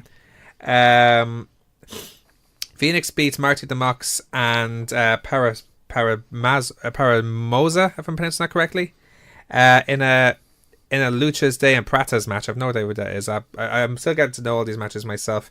Long story short, though, right? I'll get to the main gimmick of going into it. Like from leaving this is Prince Puma. Right, he left removing his mask. We know why. Outside Cape, we know why. And he exited the temple, leaving the mask behind. Yeah. So, could you think someone could take over the Prince Puma mantle if you like? Yeah. Velveteen Dream, probably, but that's another story. But one of the interesting ones as well is the promoter, Dario Puente. Now, if you've heard of sorry, not Dario Puente, Dario Quadro. He was killed at the end. They kill people off in this. It's so cool. Okay. And now his father, Antonio Cueto, has come in, who's basically a Vince McMahon version of him, with like long grey hair and a walking stick, and basically Vince, if he was an accent as if Vince McMahon was Mexican, basically saying, "This is Lucha Underground," and stuff like that. Okay. And he basically, and they had like a 10 belt salute, and then he cut it off and announced Aztec Warfare. For the Lucha Underground title. Now, Aztec Warfare is their version of the Royal Rumble, except it includes pinfall, submissions, or death, as opposed to over the top. Okay, so similar to like the Battle Royale or the Royal Rumble they would have before Wrestle Kingdom. Sort of like that, yeah. And they had it was for the title. Their champion is Pentagon Dark. You've heard of Pentagon Dark, I presume, yeah? Yeah. Yeah, you know him. So he's a champion, and he was defending this title. No one has ever retained the title on Lucha and Aztec Warfare. He did somehow. And it had like Joey Ryan, who apparently is still alive. You had people. You had people around. You had other. They're pre-recorded shows, so that's probably exactly. Other people you'd know would be like Tommy Dreamer, Hernandez, Angelico, Phoenix, Jeremy Crane, who is Sammy Callahan. To yourselves, Chavo Guerrero. And in the end, though, it was Pentagon who beat Marty the Mox, who is I think related to Johnny Mundo. So somehow, someway, they say the same surname anyway. So that sets up that, like, so, and that's really that, I know. So that's really that. So we'll get onto that. We'll try and get more into that, like, but I just want to make it known, like, about Lucha Underground, because it is a class show. Yeah, if you can give us a week by week check in and tell us how it's going. Okay. You know. Okay. Anyway, we're running short for time, so let's quickly get on to our previews of the week. What? Look at what we have here, folks. No, we'll just get to them very quickly. Obviously, this Sunday, June 24th, at the Crumlin Road Jail in Belfast is Uprising Wrestling. Jailhouse Rock. Tickets are still available on November.ie. Alexander Dean to take on Sean Guinness. Adam Maxted, Stephen Cavall, Eddie Stone, Gavin Fitz and Russell Dempster against Curtis Murray, Scotty Davis and Kingston North. Captain Sexy versus Terry Thatcher versus Callum Black versus Gunter Isaac in a fatal 4-way. Did you see the promo, by the way, between Jay Money and Cowboy Jim Westhead? Is that the one where they're talking in the shower? No, it's a different one. Oh, okay. It's sort of like they're trying to come up with clues to who their next opponent is, and it's sort of like a Fandango sort of thing. And it's like a Fashion Police sort of thing, is it? Sort of. It's very similar. Yeah. It looks like their opponents are going to be Rick from Team P. Rick and Amy Alonzi. Is it? Yeah, that's who they're going to be against. That's class. It's going to be interesting. Angelica Harkness and Frankie and Andy Taylor also set to appear on that. Now, OTT are going to be back in for probably their last show in Tivoli Theatre, certainly in 2018, happening on Saturday, July 7th, in that ring. Really ties the room together. Very limited tickets are still available on November.ie, and for a card like this, it wouldn't surprise me. Jordan Devlin to defend the OTT World title against Mark Haskins. Trent Seven and Session Matt Martina against Genie and TK Cooper. Speedball Mike Bailey versus Angelico. The Rapture versus the Angel Cruisers. Valkyrie, Verda Scott and Raven Creed in a triple threat women's match. And Damon Corvin to take on Lucky Kid from Germany. So a very interesting match there. Also, that Sunday on July 8th, it will be in the S13 in Belfast, will be PW live at the compound. There's no official matches or any credentials announced for this so far, but tickets are available at the moment at ticketterror.com. Before we move on, and before we get onto the yes-nos, I'll just talk about July 6th, which has been all over Twitter over the last week. We have to bring it up. Now, we saw a picture from Alexander Dean's Twitter of a photo of a piece of scaffolding in a black hole. What's your thoughts on that? It's interesting. It's very interesting. It's also interesting that what was said on Low Blows just yesterday. Yeah. They described it a little more in detail about... They didn't give the location away. You have an idea what it is. Don't say what it is. I'm not going to say what it is, but here's my thing on this. I know where it is. I think I know where it is. You think you know where it is, but... And it makes sense considering who's involved. Yeah. So... they also said that they are not putting a admission price on it. Oh, it's a pay what you like sort of thing. You pay what you think you should, which I like the idea of. It's like going to one of those nightclubs where you pay a limit of €2 or something like that. Yeah. So it's very interesting. Get more info on it next week. You have a theory of what you think it could be, though. I don't want to say. I really don't want to say. If I say it to you, I'm gonna have to play the elevator music. Why? Because it's I don't. We don't know what it is, though. That's the thing. But I feel if I say we're not like in the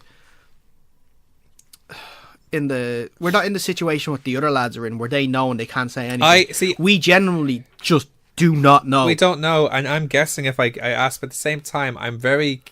I like to think that what it might be could be it, and I kind of don't want to give it away. Mm-hmm. I'll leave you with this. So I'll say this about it, though. Okay, put the elevator music on. Tell me very quickly. Come on. Put the elevator music. All right, Grant. All right, we're back in a sec. Hang on.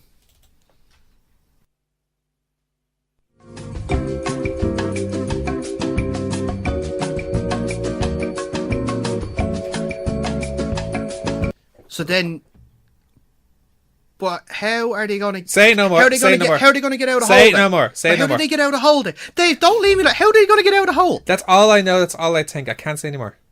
God damn it! I know it's not. All right. And now let's go to our yes nos. Yes, no! Yes, no! Yes, no! We only have 3 yes nos to worry about this week, so we won't keep you too long. Dean Ambrose to return to WWE before SummerSlam. No. On SummerSlam. On SummerSlam. Yeah. Like I think there's been talk about him going back to the performance center, but it's not known if it's to do with rehab or he's training. But he's training, so hopefully he's back soon. Yeah, or the night after SummerSlam would be better, I think. Yeah. Brock Lesnar to not be at SummerSlam. No, he will be. There's a lot of talk because of the way because apparently he will be. He has to be. He will be. There's talk about the match. You can't go that long without a champion. They'll have to take the title strip it off him. Yeah. Either way, so either way, he's losing the title. Yeah. Finally, WWE to work together with New Japan. Now we talked about WWE being collaborating with Pro Wrestling Nowhere. Yeah. With A Day with Tammy, but New Japan. It would be the smart move. They're the end company. It would be the smart move, but I don't think New Japan would want to work with WWE. I don't think so either. No. So they could try to negotiate all they like, but I don't think so either. Yeah. Yeah. But anyway, that's all the time we have on this week on the Kickouts, your weekly pro wrestling guys. We're right here on 90.3 Near FM. On all good podcasting providers on the EMC Podcast Network. Make sure to check us out on Facebook, Twitter, Instagram, Spotify, and not Spotify, on iTunes and YouTube. Check out our Twitters as well, Dave Bandana and Mars Bar, and that's us now. So we have that was a heavy week, didn't we? We have so much to review back on, didn't we? Yeah. So we can sort of take a breath after that. Catch our breath. Well, I don't know about you, but the hate I'd enjoy more of this world. Well, I don't know about you, but the hay fever's died down a bit since this started. Yeah. See what happens when you talk shite. The hay fever goes away. We've just found the cure for hay fever, Dave. Oh, and we heal each other. The best way I could describe it. If we don't make it to next week's show, it's obviously the pharmaceutical companies have killed us because we know too much. Probably. Yeah, probably. Anyway, we'll be back next week with the latest developments from the world of pro wrestling. But until then, I've been Dave Cullen. He's been Daragh Maher. This has been the Kickouts, your weekly pro wrestling guys. Thank you so much for listening.